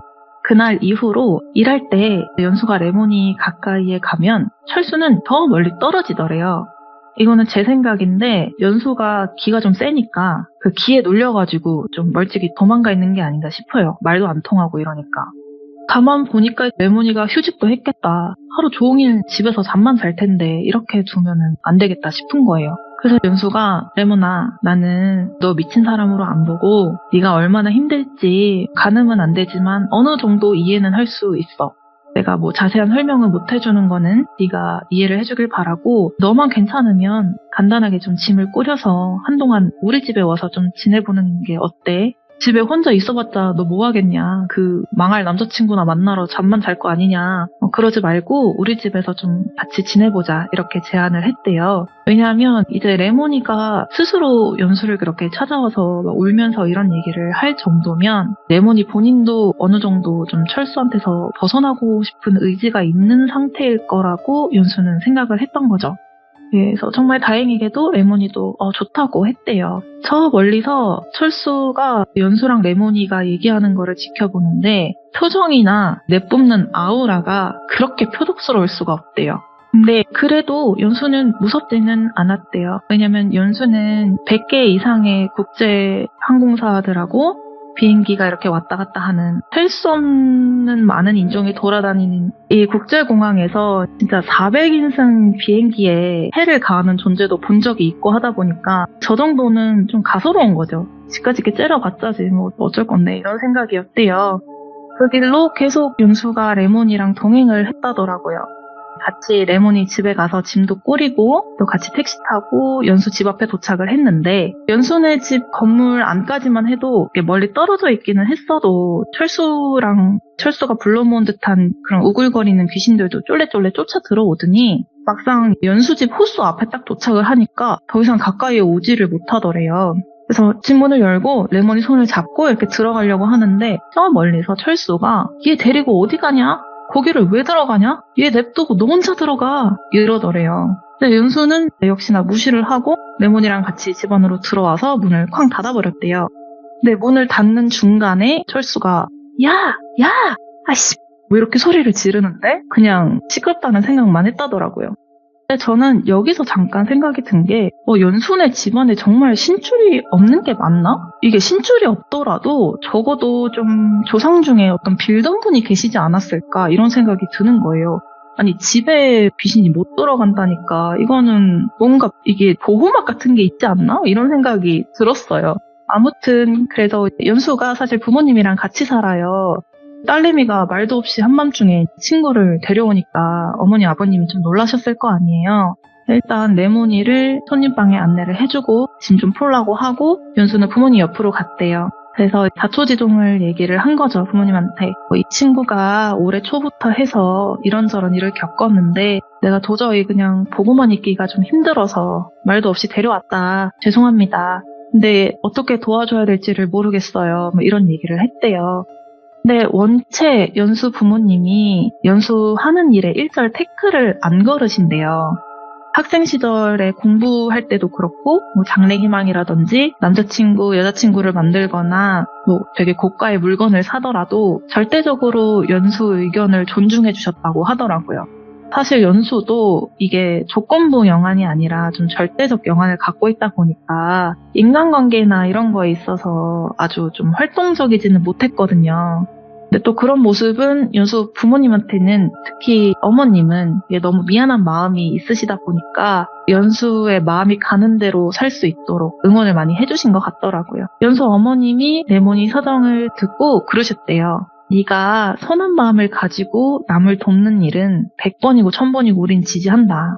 근데 너도 알다시피 이 일은 좀 영적인 존재하고 연관이 되어 있는 일이다 보니까 나는 이번 일로 네가 영적인 존재한테 이렇게 휘말리게 되는 계기가 될까봐 지금까지 잘 지켜왔는데 그게 좀 걱정이 된다. 혹시 네가 영적인 것을 보고 느낄 수 있다는 사실을 밝히지 않고 레모니라는 친구한테 붙어있는 그 남자 귀신하고도 접촉하지 않으면서 이 친구를 도와줄 수 있는 방법이 없을지 한번 같이 생각을 해보자 이러셨대요.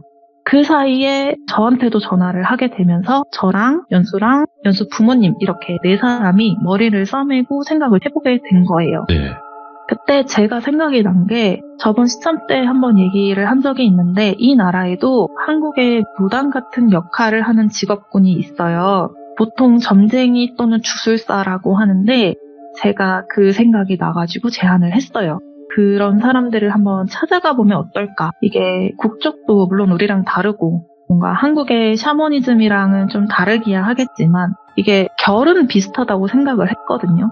그래서 근본적인 해결은 못 보더라도 뭐 어떤 비방이나 좀 도움을 받을 수 있지 않겠냐 이렇게 얘기가 된 거죠. 네, 여기에 점쟁이들의 역할을 조금 부연 설명을 해보자면 여기서도 점사를 봐줘요. 근데 이 점사를 봐주는 도구들이 조금 달라요. 뭐 어떤 사람은 타로로 점사를 봐주기도 하고 어떤 사람은 뭐 진짜 유리구슬 같은 걸로 보기도 하고 제가 어디서 얘기를 들어봤는데 어떤 사람은 자기네들이 준비한 어떤 정해진 음식을 이렇게 걷는데요. 그 음식을 한 입 베어보라고 한 다음에 베어진 음식의 모양을 보고도 점사를 본다더라고요.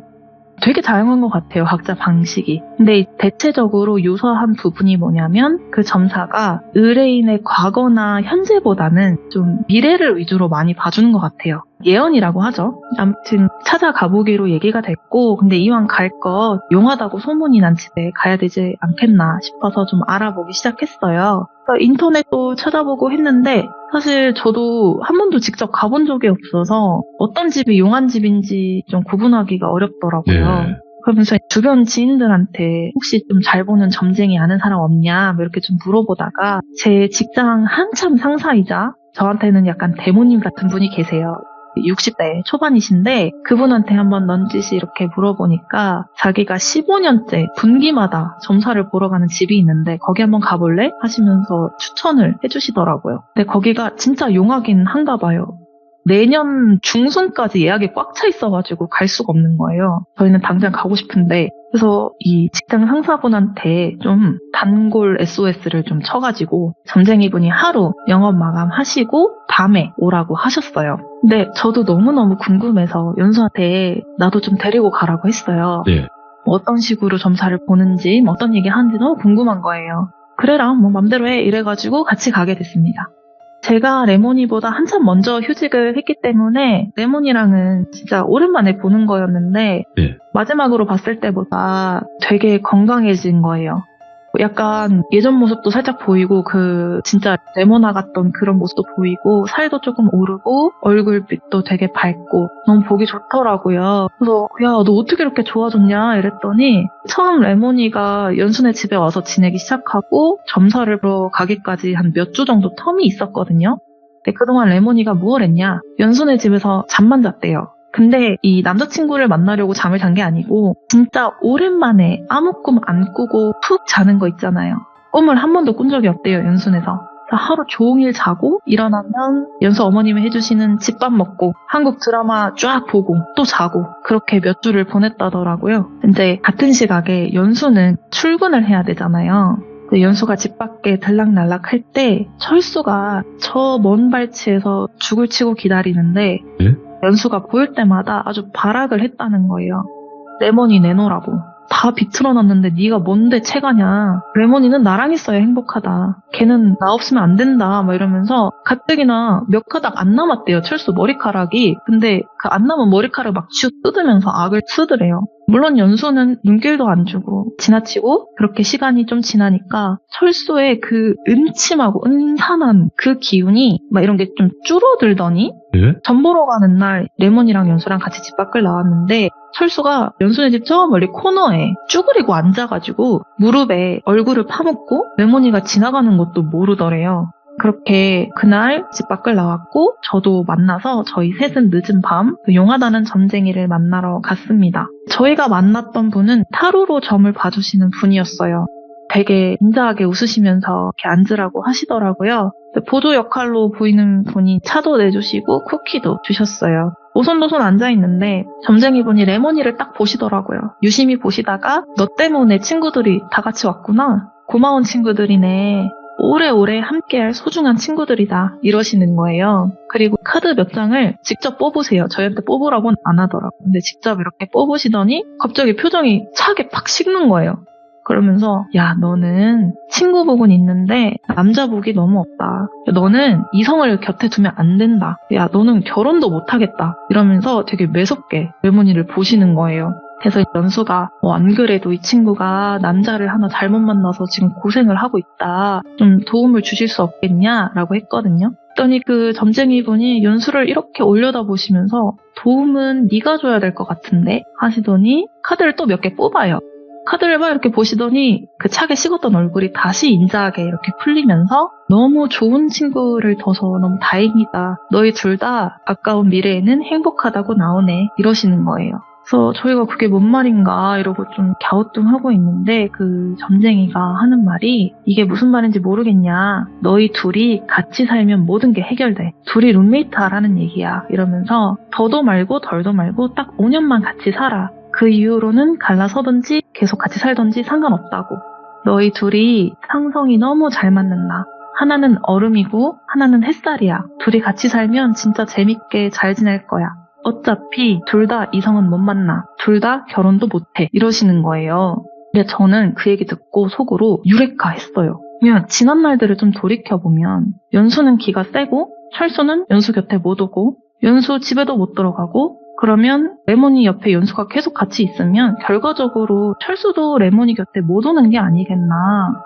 사실 그 점쟁이 분이 철수에 대해서 막 언급하시진 않으셨거든요. 뭐 너한테 귀신이 붙었니, 뭐 퇴치를 해야 되니 이런 얘기는 일절 없었는데 근데 들어보니까 문맥상 납득이 되는 거예요. 그래서 연수랑 레몬이랑 서로 꿈뻑꿈뻑 쳐다보고 점쟁이 분이 저까지 포함해서 너희 셋 미래 운세를 좀 봐주겠다고 하시면서 카드를 좀 뽑아보래요. 그래갖고 카드를 뽑았더니 너희 셋 다 근미래든 먼 미래든 불길한 일은 일어나지 않는다고 하셨어요. 그 집을 나와서 제가 둘한테 물어봤어요. 어떻게 하는 게 좋겠느냐 너네 생각에는. 그랬더니 레몬이는 좀 우물쭈물하죠. 어떻게 먼저 얘기를 하겠어요. 같이 살자고. 자기 때문에. 연수도 나름대로 자기 생활이 있을 것이고 또 여기는 그런 원룸 같은 개념이 딱히 없어서 직구하는 게 친구들끼리 같이 동거하고 이게 엄청 쉬운 일은 아니거든요. 그렇게 정적이 좀 흐르다가 연수가 한숨을 푹 쉬면서 뭐 어떡해. 같이 살아야지. 근데 내가 얼음이고 얘가 햇살이면 둘이 뒤지게 안 맞는 거 아니야? 뭐 이러면서 장난을 치더라고요. 그런 장난 치는 애가 아닌데 레몬이가 좀 긴장한 것 같으니까 풀어주려고 그랬나 봐요. 그제서야 레모니가 활짝 웃었어요. 너무 고맙다고. 연애는 꼭 갚겠다. 월세는 자기가 다 내겠다. 이러면서 저 연수가 너 방금 그 말 녹음했다. 나중에 딴소리 하지 마라. 이런 시덥잖은 얘기를 하면서 저희는 그렇게 그날 헤어졌습니다. 그리고 나서 둘이 진짜 금방 집을 구해가지고 동거를 시작했어요. 네, 원래 연수가 원래도 부모님한테서 독립을 할 생각이 있었다더라고요. 혹시 점쟁이 타로에 그런 것도 나온 게 아닌가 싶다면서 그 전에 틈틈이 집도 봐두고 이랬어가지고 좋은 매물을 금방 찾아서 레몬이랑 이사도 다 했더라고요. 예. 그러고 나서 레몬이가 저랑 연수 부모님을 집들이를 하러 오라고 초대를 했어요. 저는 그냥 이렇게 소소하게 디퓨저 세트 하나 사들고 연수랑 레몬이의 새 집으로 집들이를 갔습니다. 거기서 저녁도 먹고 술도 한 잔씩 하면서 얘기를 나누는데 연수가 저한테 부탁을 하나 하는 거예요. 예. 연수는 철수도 철수지만 철수 엄마가 너무 괘씸하다는 거예요. 사실은 레모니가 연수네 와서 지내기 시작하고 얼마 안 돼서부터 철수 엄마가 레모니한테 그렇게 연락을 했대요. 이게 연수가 못 받게 해가지고 연락이 레몬이랑 닿지는 않은 것 같은데 국제전화, 철수가 썼던 SNS 아니면 카톡 이런 플랫폼을 안 가리고 연락 좀 받아라. 할 얘기가 있다. 너 우리 아들 어떻게 했냐 이러면서 하루에도 막 수십 통 전화랑 문자가 왔다는 거예요. 근데 애초에 이 모든 사단의 전말에는 철수 엄마가 연관이 있잖아요. 저희가 직접 눈으로 본 게 아니라서 정말 죽은 철수하고 레모니가 영혼 결혼식을 치렀는지 어쨌는지는 알 수가 없지만 레모니가 한국에 가서 무슨 일이 있었던 거는 분명하고 그 배후에는 철수 엄마가 어떻게든 연관이 되어 있을 테니까 어떻게 이렇게 어리고 연약한 외국 애를 꼬셔다가 수상한 짓거리를 그렇게 할 수가 있느냐. 그리고 그 짓거리 때문에 이 어린아이가 겪어야 했던 그런 끔찍한 일들은 누구한테 보상을 받아야 하는 거냐. 어느 부모나 자식을 이렇게 먼저 보낸 슬픔은 헤아릴 수가 없다지만 그렇다고 레모니가 고통을 받아야 되는 이유가 되는 건 아니지 않냐. 자기는 그게 너무 화가 나고 가만히 있을 수가 없다고 하면서 이제 좀 한숨을 돌리려는 애한테 또 뭐 때문에 연락을 그렇게 해대는지 안 들어봐도 알 것 같다. 그래서 철수 엄마한테 또 연락이 오면 리따 네가 좀 받아봐 이렇게 부탁을 하는 거예요. 사실 연수가 받아서 쏘아 붙으면 저보다 더 똑부러지게 말할 수 있는 친구기는 한데 한 가지 아쉬운 게 연수가 한국어가 잘 안 돼요. 아하. 그래서 제대로 이 내용 전달이 안 될 것 같으니까 저보고 좀 통화를 해보라고 하더라고요. 그래서 제가 아니 전화 받는 거는 문제가 안 되는데 내가 뭐라고 하면 좋겠냐 이러니까 그냥 자기가 해주는 말만 딱 전하고 끊으래요. 근데 그 내용이 뭐냐면 당신 아들 다 말라 비틀어졌다. 마지막으로 봤을 때 길 모퉁이에서 쭈그려 앉아가지고 무릎에 얼굴 파묻고 떨고 있었다고. 지금은 어디 있는지도 모르겠다. 당신 때문에 당신 아들은 여기서 외롭게 버려졌다. 당신이 아들 위한답시고 했던 행동 때문에 죄 없는 사람도 힘들고 당신 아들도 힘들고 부디 평생 후회하면서 살길 바란다고 이렇게 말을 하라는 거예요. 예. 이게 욕설은 한 점도 없는데 되게 독설처럼 느껴지더라고요. 예. 네, 걱정도 됐어요. 내가 이 얘기를 잘 할 수 있을까? 그런 마음도 있었지만 솔직히 혹시 나도 뭔가 이걸로 관여가 돼가지고 뭔가 피해를 입진 않을까? 이런 생각도 들었던 거는 사실이거든요. 애초에 지금까지 이 레모니하고 연수 사이에서 일어났던 일들 자체가 너무 비현실적인데 무슨 일인들 안 일어나겠습니까? 그래서 선뜻 그래 내가 해볼게 이렇게 나서지는 못하고 좀 우물쭈물 이렇게 고민하고 있는데 옆에서 연수 어머님이 연수야 그런 거 함부로 그렇게 부탁하는 거 아니라고 하시면서 자기가 받아보겠다고 하시는 거예요. 철수 엄마한테 연락이 올 때까지 자기가 레몬이랑 같이 있을 테니까 또 연락이 오면 자기 달라고 내가 얘기를 해보겠다 이렇게 하시는 거예요. 그래서 그날에는 연락이 안 와서 그렇게 헤어졌고 나중에 연수한테 얘기를 들었는데 얼마 안 있어서 연락이 왔대요. 철수 엄마한테. 그래서 연수 어머님이 바로 받으셔가지고 연수가 했던 말을 그대로 전했대요. 그랬더니 전화기 너머로 막 와! 야! 내 아들이 왜? 내 아들이 왜? 이러더래요. 연수 어머님은 아휴 더 들을 것도 없다 이러고 끊어버리셨다고 합니다.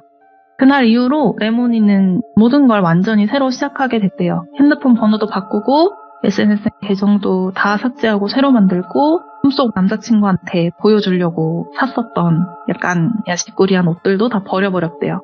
그러고 있다가 제가 연수한테 조심스럽게 그러면 혹시 다 잘 됐어. 그래, 잘 됐는데 철수는 어떻게 됐냐고 물어봤거든요. 그랬더니 연수도 모르겠대요.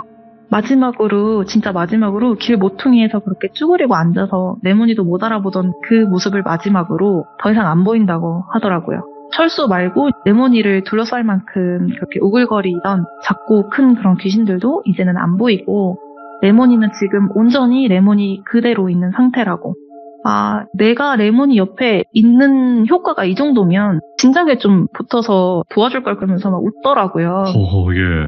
근데 제가 그런 연수를 보는데 진짜 리스펙 소리가 절로 나는 거예요. 왜냐면 처음에는 자기는 뭐 영적인 거하고 뭐 대화하지 않고 엮일 수 없다 이러면서 막 냉정하게 얘기를 했을 때에는 좀 애가 차가운 거는 알았지만 좀 너무하다. 진짜 찔러도 피 한 방울 안 나오겠다 이렇게 생각을 했었는데, 또 다 같이 고민을 하다 보니까 영적인 거하고 접촉하지 않더라도 해결할 수 있는 부분들이 있었고, 또 연수도 막상 이렇게 도와줘야겠다라고 마음을 먹고 나서는 레몬이랑 본 것까지 감행을 하면서 진짜 최선을 다하고 있구나 이런 생각도 들고, 또 한편으로는 사실 연수는 내가 생각하는 것보다 더 대단한 사람이 아닐까. 왜냐하면 지금까지 연수가 영적인 거한테 시달린 적이 없었다고 했어요. 예. 근데 그거는 연수가 뭔가 이 가지고 있는 내면에 내공이 있어서 귀신들이 무서워하는 게 아닐까? 뭐 이런 생각도 들더라고요. 제가 첫 번째 연수랑 이 얘기를 다른 사람한테 해도 되겠느냐라고만 물어봤었거든요. 어떤 백연 유튜브 채널에 가서 얘기한다는 말은 안 했었는데, 예. 이 두 번째 얘기는 아무래도 좀 솔직하게 얘기를 하고 허락을 받는 게 저도 편할 것 같아서 연수한테 돌비님 얘기를 했어요. 이런 네. 채널이 있고 사실 너하고 같은 능력을 가지고 살아가시는 분들이 엄청 많다. 내가 너한테 이 채널을 소개하기가 좀 조심스러웠던 거는 너희 부모님의 바램대로 네가 이런 영적인 부분에 있어서 호기심이나 관심을 더 이상 가지지 않았으면 해서 얘기를 안 했었는데, 네. 이번 이야기는 아무래도 말을 하는 게 좋을 것 같아서 너도 나중에 시간이 되면 이 채널에 와서 한번 쭉 둘러봐라. 네가 보는 세상을 똑같이 보고 살아가시는 분들이 굉장히 많다. 그러다 보면 너도 어떤 위로나 이런 심적 동질감 이런 거를 좀 느낄 수도 있지 않겠느냐 그렇지. 하면서 예. 돌비님 채널을 막 이렇게 보여줬어요. 예. 세상에 너무 좋아하는 거예요. 너무너무 좋아하는 거예요. 신세계라고. 같은 사람들이 너무 많다 막 이런 느낌으로 너무 혼자가 많고. 아니야. 네, 여기 해외 유튜브 채널은 막 무서운 얘기 소개하고 막 이런 것도 있긴 있어요. 그런데 예. 비슷한 결은 사실 거의 찾기 좀 힘들어요. 그럴 수 네, 있죠. 그런 참 찾기가 힘들고, 정말 한 가지 아쉬운 게 연수가 한국어가 잘 안 돼가지고 아, 괜찮습니다. 이해하는데 조금 애를 먹어서 예. 자기가 한국어가 진짜 완벽히 돼서 모든 얘기들을 100% 다 이해를 했으면 진짜 너무 좋았을 것 같다고 하면서 좀 아쉬워하더라고요. 근데 연수는 똑똑하고 똑부러지고 강한 친구니까 또 돌비님 채널에서 본인하고 비슷한 듯 다른 다양한 분들의 이야기를 접하면서 앞으로도 잘 헤쳐나가리라고 믿어 의심치 않습니다. 그리고 또 리따님이 계시기 때문에 만약에 본인의 이야기를 리따님에게 전달해 주시면 또 리따님이 지금처럼 너무 잘 전달을 해 주실 거 아니겠습니까? 그럼요. 네, 그럼요. 그래서 리따님이 다시 오겠다는 그 느낌을 전달을 해 주신 것 같아요. 그죠? 다시 오겠습니다. 그럼요. 아무튼 오늘 너무너무 고생 많으셨고요. 다음에 꼭 리따님의 이야기 들어보도록 할게요. 감사합니다. 수고하셨습니다. 네. 네. 자, 이번 이야기 시청자 리따님께서 시들무에 찾아와 주셨습니다. 현재 해외에서 참여를 하고 계시기 때문에 중간중간 사이렌 소리라든지 이런 게 들릴 수 있습니다. 그 점 양해 부탁드리고요. 바로 만나보도록 할게요. 네, 여보세요. 리따님, 안녕하세요. 아이고 반갑습니다. 거긴 지금 몇 시예요? 여기는 3시입니다. 오후 3시입니다. 아, 오늘은 사이렌 소리 들릴까요? 궁금하네. 조금 불안한 게 여기 비가 와요. 아, 예. 비 오는 날에는 좀 많이 들리는 편이라 아. 조금 불안합니다. 괜찮습니다. 뭐 또 잡으러 오겠죠, 뭐. 자, 그러면 오늘 해주실 이야기의 주제가 있을까 궁금해요. 오늘은 좀 현실공포 쪽일 것 같아요. 오, 어떤 현실 공부지 궁금하네. 자, 그러면 바로 출발을 해보도록 할게요. 렛츠가! 기리십니다. 리따요!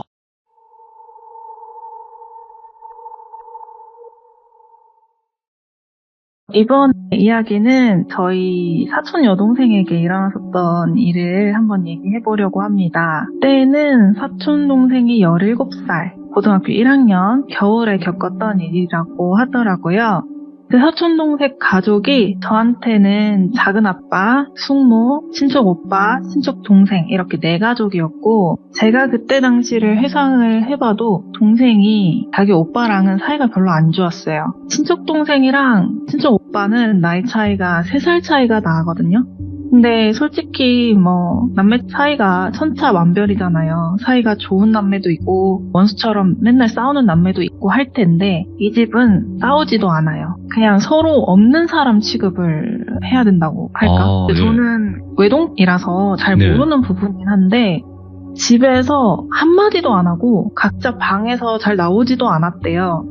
보통 아침, 점심은 가족마다 출근 시간, 학교 가는 시간 이런 게 좀 다르고 하니까 따로 먹을 수 있다고는 해도 학생이 있는 집에 저녁은 일반적인 집이면 좀 다 같이 저녁을 먹잖아요. 근데 오빠랑 같이 겸상을 안 한대요. 그래서 동생이 밥을 먹으러 식탁에 나오면 오빠가 안 나오고 오빠가 밥을 먹으러 나오면 동생이 안 나오고 약간 그런 사이였고 사실 동생이 초등학생 때까지는 둘 사이가 그렇게 안 좋지는 않았대요. 근데 동생이 중학생이 되고 나서부터 사이가 급격히 안 좋아졌다고 하더라고요. 네.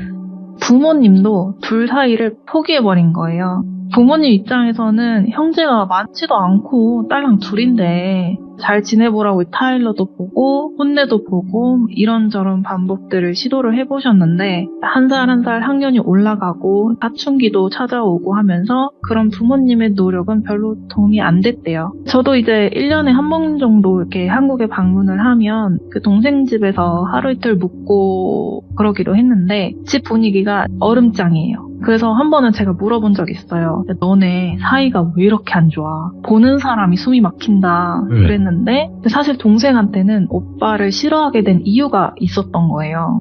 자기가 막 중학생이 됐을 무렵에 공부를 하다가 모르는 게 생겨서 오빠한테 쫄래쫄래 간 거예요. 당시에 오빠가 전교 1, 2등을 할 정도로 공부를 정말 잘했거든요. 오빠 방문은 살짝 열려 있었고 안에서 오빠가 친구랑 통화하는 소리가 들리더래요.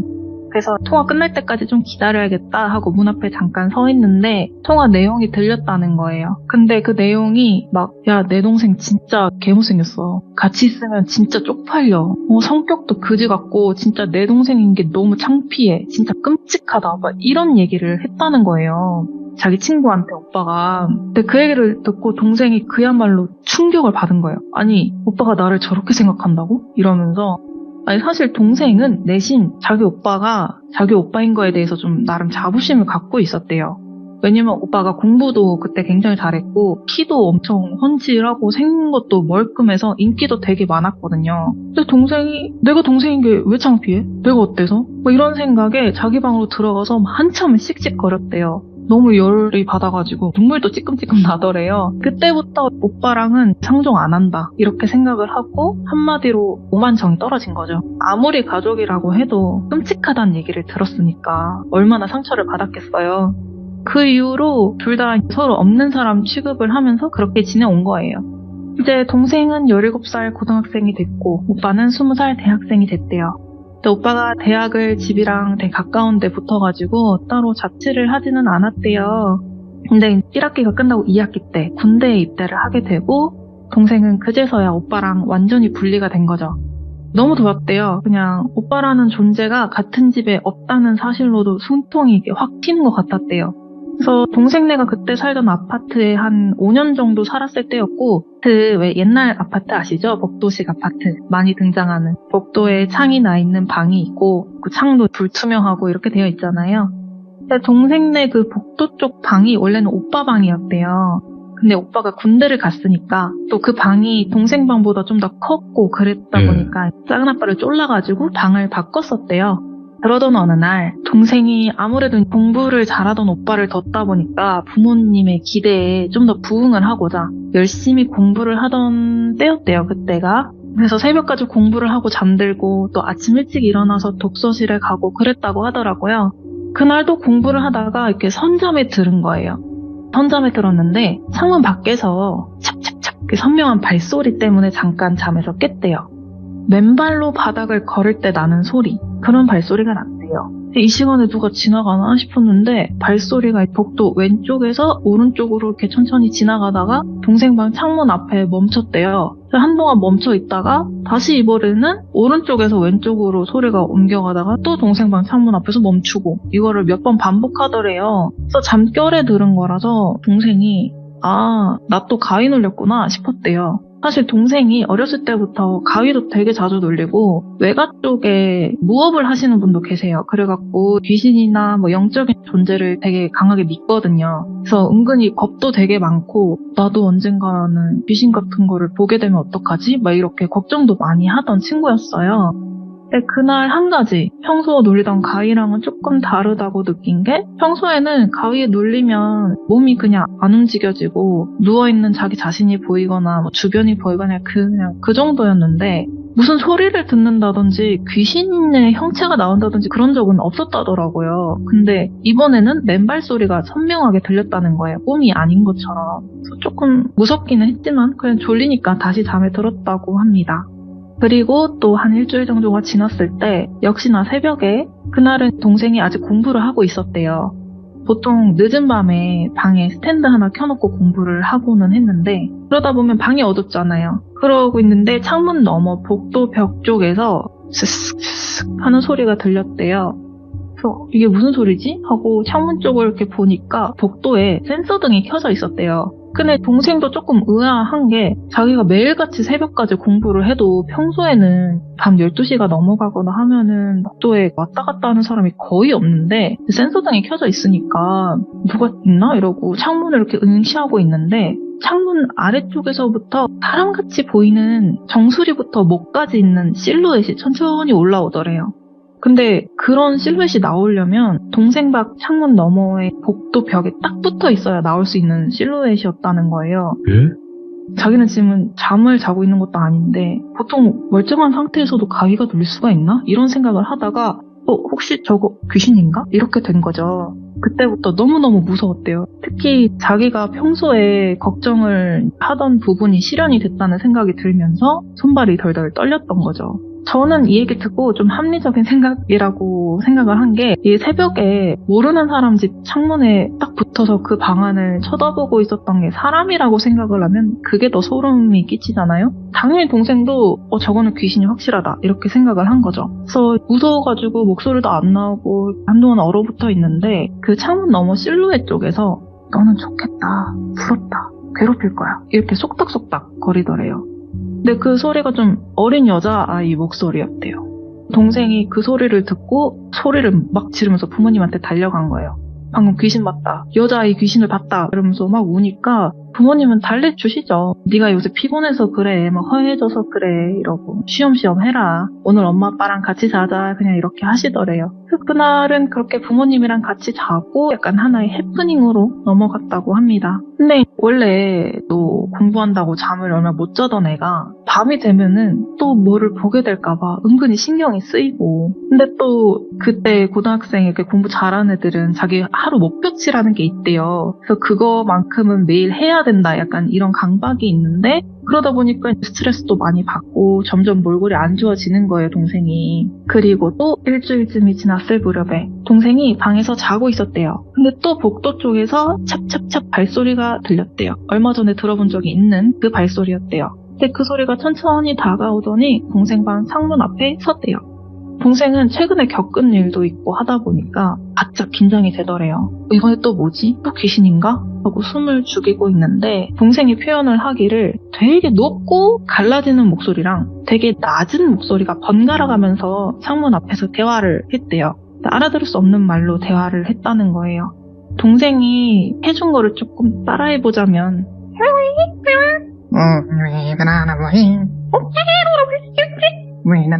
이런 식으로, 그래서 막 웃기도 하다가 이상한 소리로 대화도 하다가 그런 소리를 동생이 듣고 있다 그대로 기절을 한 거예요. 근데 몸이 좀 긴장하고 있던 상태에서 기절을 하다 보니까 침대에다가 실내를 한 거예요. 지린 거예요, 한마디로. 다음날 숙모가 깨우러 왔는데 애가 막 식은땀을 흘리면서 잘 일어나지도 못하고 이러니까 겨우겨우 깨워갖고 들춰보니까 다 보게 된 거죠. 그런 상황을. 그래서 숙모가 진짜 놀라가지고 야, 너 요즘에 왜 그러냐? 무슨 일이야? 이렇게 하니까 동생이 서러워가지고 아니 내가 귀신 봤다고 하지 않았냐? 나 어제 또 이상한 거 들었다고. 이 요즘에 진짜 이상하다. 복도 벽에 창문 쪽에서 자꾸 뭐가 보이고 들리고 한다. 어떻게 될지 모르겠다고 막 이렇게 우니까 숙모가 그제서야 심각성을 좀 인지를 하신 거죠. 이거 애가 피곤해서 헛것 보이는 게 아닌가 보구나 이러고 그 숙모 쪽 집안에 무속인이 계세요. 근데 그날 학교에 전화해서 애가 아파서 오늘 학교에 못 갈 것 같다 이렇게 하시고 동생을 데리고 그 외가 쪽 무속인 분을 찾아가셨나 봐요. 그분이 동생을 한참 봤는데 뭐 어때요? 동생한테 뭐 이상한 게 붙어 있다거나 그런 게 없는데 주변에 좀 음산한 기운이 있다. 동생 자체가 음산한 거는 아니고 동생 가까이에 음기가 왔다 갔다 하는데 이게 뭐지? 이러셨대요. 너 최근에 사귄 친구 있어? 아니면은 갑자기 알게 돼서 자주 만나는 지인이 있어? 이렇게 물어보셨대요. 그래서 동생이 그런 거 없는데요? 이러니까 이상하다 하시면서 잘 모르겠다고 하셨대요. 아무튼 너한테 뭐가 붙어 있거나 그런 거는 없고 그냥 부정 몇 개 써줄 테니까 좀 한동안 지니고 다니라고 하셨대요. 동생은 근데 자기한테 무슨 문제가 있거나 그런 건 아니라고 하니까 은근히 안심이 된 거예요. 그래서 그렇게 집으로 돌아와서 또 며칠이 지났다고 합니다. 근데 기분 탓인지는 몰라도 부적받아 온 이후로는 별일이 안 생겼다고 하더라고요. 그러다가 한날은 군대에 있던 친척 오빠가 휴가를 나온 거예요. 오랜만에 오빠도 왔고 그러다 보니까 부모님이 저녁으로 외식을 하자고 하셨대요. 동생이 안 간다고 했다더라고요. 요새 신경 쓴다고 공부도 제대로 못했고 나는 할 것도 많은데 그냥 집에 있을래 이러면서 셋이 가라고 했다더라고요. 그래서 그날도 편안한 마음으로 책상 머리맡에 받아온 부적을 이렇게 정갈하게 올려놓고 부모님이랑 오빠는 외식을 하러 가서 부모님만 몇 시간 뒤에 돌아오셨대요. 오빠는 오랜만에 휴가 나왔으니까 뭐 친구들 만나서 늦게 온다고 했다더라고요. 근데 어차피 동생은 오빠 일은 딱히 신경 잘 안 썼으니까 그러거나 말거나 하고 밤 늦게까지 방에서 공부를 했다고 합니다. 그러다가 새벽이 돼서 슬 자볼까 하고 정리를 하려는데 복도 쪽에서 센서등이 탁 켜지면서 쓱쓱 하고 기어다니는 소리가 났대요. 저번에 들었던 것처럼. 동생이 얼어붙은 거예요. 왜냐면은 부적이 있으니까 안 보이고 안 들릴 줄 알았는데 또 이상한 소리가 들리니까 너무 당황을 했대요. 그래서 자동적으로 창문 쪽에 시선이 갔는데 손바닥 실루엣이 이렇게 쑥 나타났다가 사라지고 그렇게 몇 번 나타났다가 사라지더니 이번에는 식칼 같은 걸 들고 있는 손의 실루엣이 나타났다가 사라졌다 이러더라는 거예요. 근데 동생이 이제는 식칼을 보고는 저 존재가 이제 나한테 해를 끼치려나 보다. 이거는 나한테 뭔가 경고를 하는 거다. 이런 생각이 들었대요. 그렇게 책상 앞에서 또 기절을 했다더라고요. 다음날에 숙모가 동생을 깨우려고 방에 와보니까 이번에는 애가 책상 옆에 쓰러져 있고 막 이러니까 또 놀라셔가지고 애를 깨워서 거실 소파에 좀 앉혀놓고 이게 도대체 무슨 일인가. 동생은 넋이 나가가지고 중얼중얼 했대요. 나를 죽일 것 같아. 다음번에 진짜 나를 죽일 것 같아. 막 이러고 중얼중얼 거리니까 숙모가 학교에 또 애가 못 간다고 얘기를 해놓고 그 외가 쪽 무속인분한테 연락을 하셨대요. 아니 내 딸한테 진짜 별일 없는 거 맞냐. 애가 약간 일주일 주기로 이상한 걸 보고 맨날 절도를 한다. 아니 이거 진짜 뭐 없는 거 맞냐고 막 이렇게 따지셨대요. 근데 동생이 소파에 앉아갖고 넋이 나간 채로 있는데 오빠가 방에서 나오더래요. 술 먹고 새벽에 나왔나 보더라고요. 근데 소파로 와가지고 몇 년 만에 동생 옆에 앉았대요 오빠가. 그리고 동생한테 말을 걸었대요. 야 너 꼬라지가 왜 그러냐? 잠 못 잤냐? 뭐 이런 식으로 물어봤대요. 근데 동생은 최근에 자기한테 일어났던 일들 때문에 자기가 막 얼마나 스트레스를 받고 무섭고 막 시달리고 있는지 오빠는 알지도 못하면서 비꼬듯이 말하는 것 같아서 짜증이 확 났대요. 그래서 이제 신경질적으로 네가 뭔 상관이야 이러고 자리를 뜨려고 하는데 오빠가 그랬대요. 너 어제 새벽에 복도 창문에서 뭐 봤냐? 그래서 못 잤어? 이렇게 물어보더래요. 동생이 깜짝 놀라가지고 그걸 어떻게 하냐고. 엄마한테 들었어? 나 요즘 뭐 보이는 거? 이랬더니 오빠가 막 그거 진짜 봐 뭐 이러면서 진짜 미친 X 아니야? 이러더래요. 그래서 동생이 갸우뚱한 거죠. 오빠 뭔 소리를 하는 건지 자기 보고 X라고 하는 건지. 그러면서 또 하는 말이 여기 우리 집 옆 집에 못 보던 사람 있던데 새로 이사 온 사람이냐고 하면서 자기 핸드폰을 꺼내가지고 무슨 동영상 하나를 틀어서 동생이랑 숙모한테 보여줬대요. 사실 그 무렵에 동생네 집이 12층인가 그랬는데 같은 층에 새로 이사 온 가족이 있었대요. 근데 그분들이 이사가 끝나고 나서 주변에 떡을 좀 돌리셨나 봐요.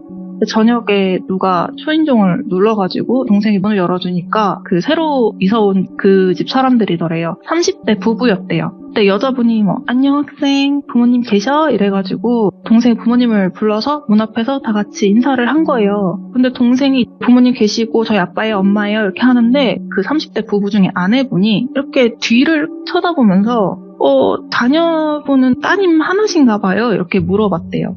그래서 숙모가 아니요 뭐 아들이 있잖아요 아들이. 근데 아니요 하는데 동생이 그냥 장난친다고 말을 탁 채가면서 맞아요 저 외동딸이에요 이랬대요. 근데 숙모가 속으로 에휴 저거 또 저러네 저거 에휴 오빠가 그렇게 싫까 이러면서 그냥 아들은 군대에 가 있기도 하고 그냥 따로 정정하진 않으셨대요. 그냥 그러고 만 거예요. 근데 동생이 보기에 그 아내분이 조금 이상하다는 생각이 들었다고 해요. 왜냐면 처음에 인사할 때까지만 해도 그냥 좀 평범해 보였는데 동생이 외동딸이라고 하니까 갑자기 엄청 인위적으로 기분 나쁘게 웃었다는 거예요. 아 그래요? 딸 하나시구나. 너무 예쁘네요.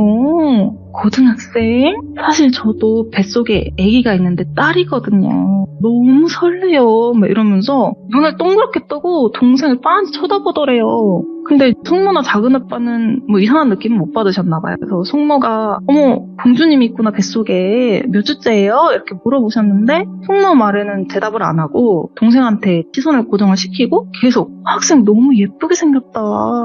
저도 아기가 딸이거든요. 학생 너무 예쁘네. 이런 말만 반복했대요. 동생이 좀 기분이 이상해져가지고 숙모 옷자락을 좀 땡긴 거예요. 그랬더니 이제 숙모가 네, 뭐 떡 감사해요. 잘 먹을게요. 뭐 이사 잘 오셨고 그래 뭐 홀몸도 아니신데 도움 필요하시거나 하면은 언제든지 오세요. 이러면서 그 순간에 이렇게 마무리를 하셨대요. 근데 동생이 보기에 여자분이 배도 하나도 안 나오고 임신한 것 같지 않았는데 아기가 딸이라고 하니까 좀 의아했대요. 그래서 이제 숙모한테 엄마 근데 저 사람 임신한 거 맞아? 엄청 날씬하던데? 이러니까 숙모가 그러게 내가 보기에도 배가 하나도 안 나와 보이긴 했는데 근데 첫 임신이고 또 여자아이고 하면은 배가 많이 안 나오는 경우도 있다더라 막 이러시더래요. 근데 동생도 그런 부분에 대해서는 잘 모르니까 아직 그렇구나 하고 넘어갔었던 일화가 있었다더라고요.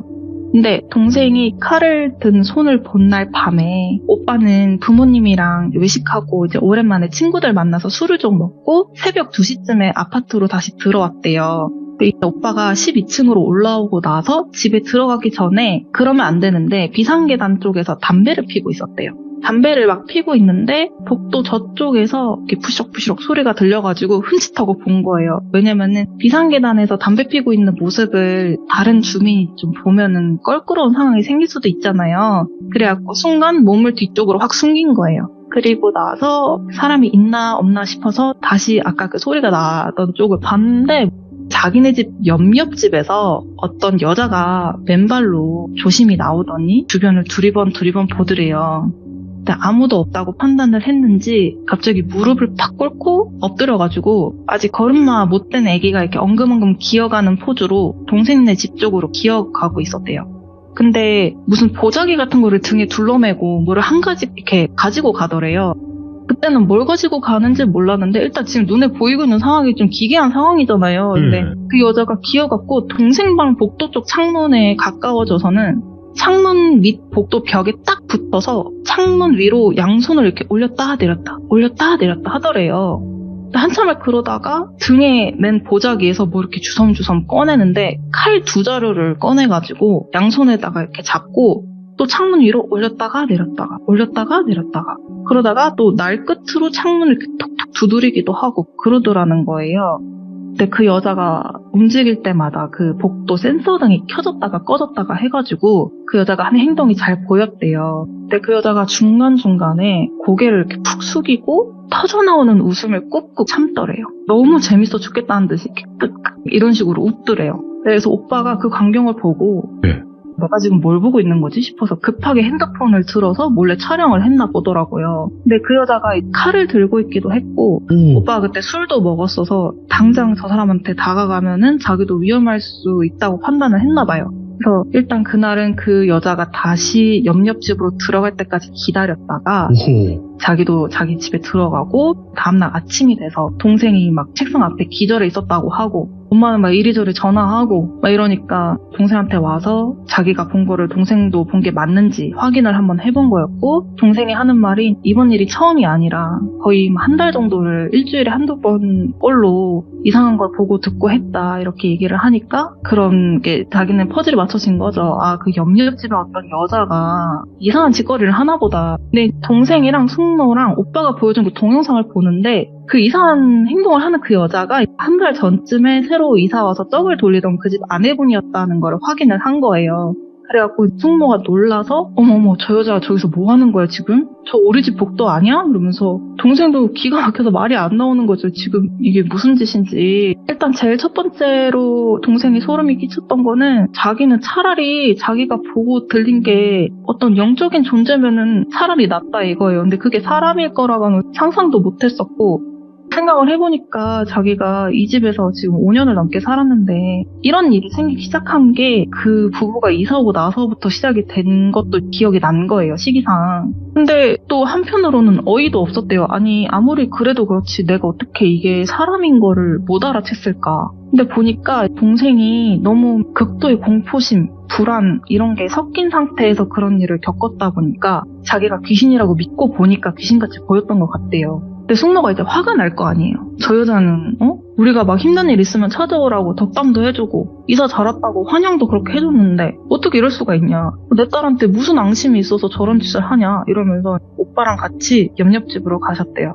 동생은 아무래도 아직 직접 마주치기는 좀 무섭다 보니까 같이 못 가고 숙모랑 오빠랑 둘이서 가서 초인종을 막 누르고 문을 막 두들겼대요. 그래서 숙모가 여봐요 애기 엄마 나 여기 몇 호 사람인데 좀 나와봐요. 아니 나 아주 가만히 안 둘 거라고 빨리 나와봐요 이러셨대요. 근데 한참을 문을 두드리는데 아무 반응이 없다가 조금 있다가 남편분이 나오셨더라고요. 무슨 일이냐고 하시면서 숙모가 막 이렇게 따진 거예요. 아니 너무한 거 아니냐 지금 뭐하는 짓이냐고 이게 이거 봐라 우리 동영상 다 찍었다. 당신 와이프가 지금까지 거의 한 달 가까이 밤마다 싸우자 내 딸 방 앞에서 이상한 짓 해가지고 애가 맨날 기절하고 난리도 아닌데 당신 와이프 지금 어딨냐고 당장 나오라고 해요 이러면서 난리를 치신 거예요. 했더니 그 남편분이 갑자기 무릎을 팍 꿇으시고 싹싹 비시더래요. 용서해달라고 하면서 자기 와이프가 몇 년 전에 딸아이를 유산을 하고 나서 사람이 좀 아프다고 정신과도 가보고 뭐 치료도 받고 했는데 차도가 없다.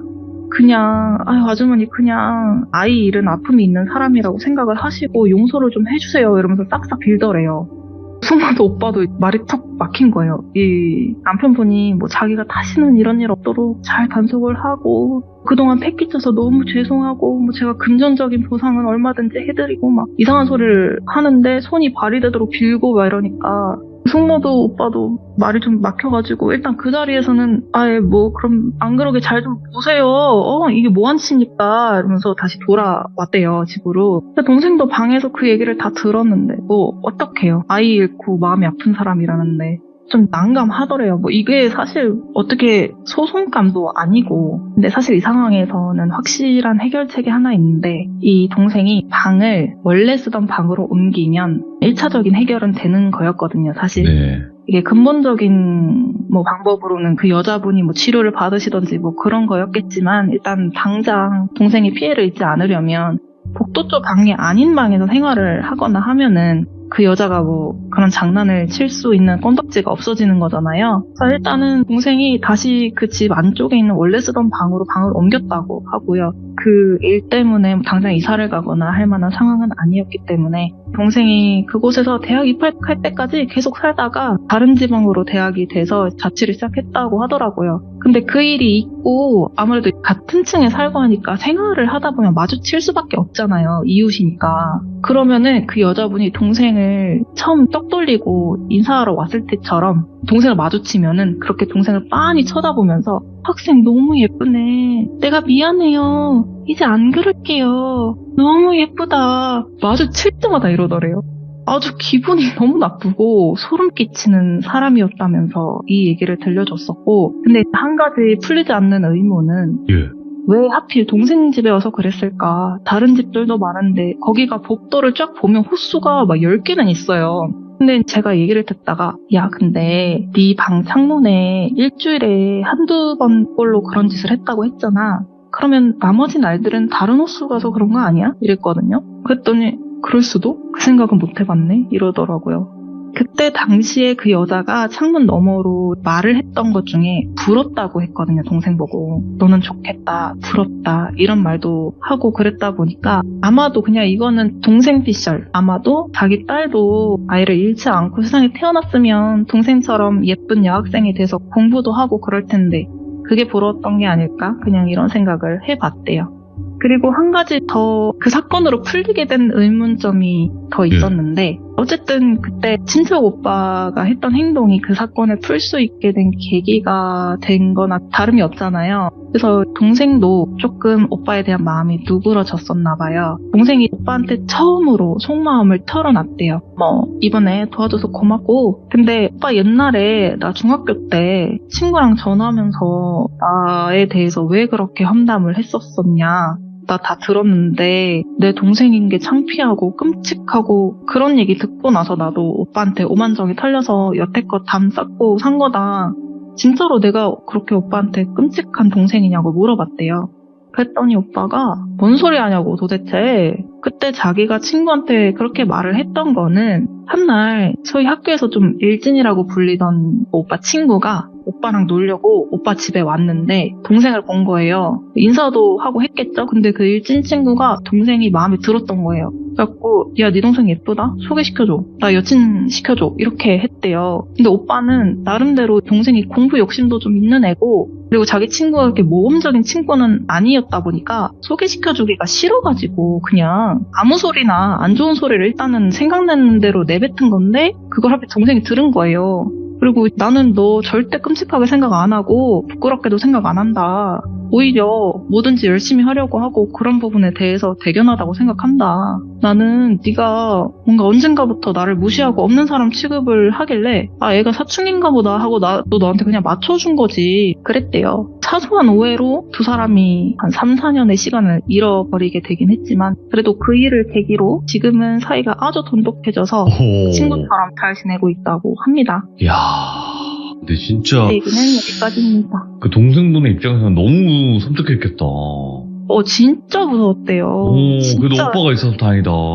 아니, 동생이 담력이 없는 친구는 아니에요. 근데 그 침대에 지렸다는 얘기를 듣고 얼만큼 얘가 무서웠을까 예. 가늠이 되더라고요. 이게 보통 무서운 걸로 지르지 않거든요, 사람이. 그렇죠. 예. 아무리 어리고 그래도 고등학생인데 뭐 어려봤자. 근데 뭔가 이 신체는 거의 성인과 가까운 때 비슷한데 그렇게 신뢰를 할 정도로 무서웠다는 건 정말 무서웠겠구나 이런 생각이 들더라고요. 그거는 내 의지대로 되는 게 아니잖아요. 그렇죠. 네, 그렇죠. 의지대로 되는 게 아니기 때문에 더 섬뜩한 이야기가 아닌가 싶고 오늘 리따님께서 아까 그거 따라하실 때 너무 깜짝 놀랐어요 진짜로. 와, 잘 됐는지 어떻게... 모르겠어요. 동생이 따라했을 땐 더 무서웠어요. 아니 근데 그렇게 잘 따라하실 줄은 그리고 열정적으로 해주셔가지고 정말 깜짝 놀랐는데 리따님이 역시 진짜 스토리텔링이 너무너무 좋으신 분이기 때문에 저희는 믿고 듣습니다. 앞으로도 그럴 겁니다. 감사합니다. 네, 너무너무 감사드리고 다음번에 또 이야기 있으시면 꼭 찾아와 주세요. 약속해요. 네, 감사합니다. 네, 고마워요. 자, 리따님께서 사람이 무서운 이야기를 들려주셨는데 근데 이 일을 내가 직접 겪으면 더 섬뜩하지 않을까 싶기도 하고 너무나 무서운 이야기가 아니었나 싶습니다. 오늘 들어주신 분들 너무 감사드리고 리따님의 이야기도 업로드가 되어 있기 때문에 꼭 한번 들어주시는 걸 추천드립니다. 감사합니다.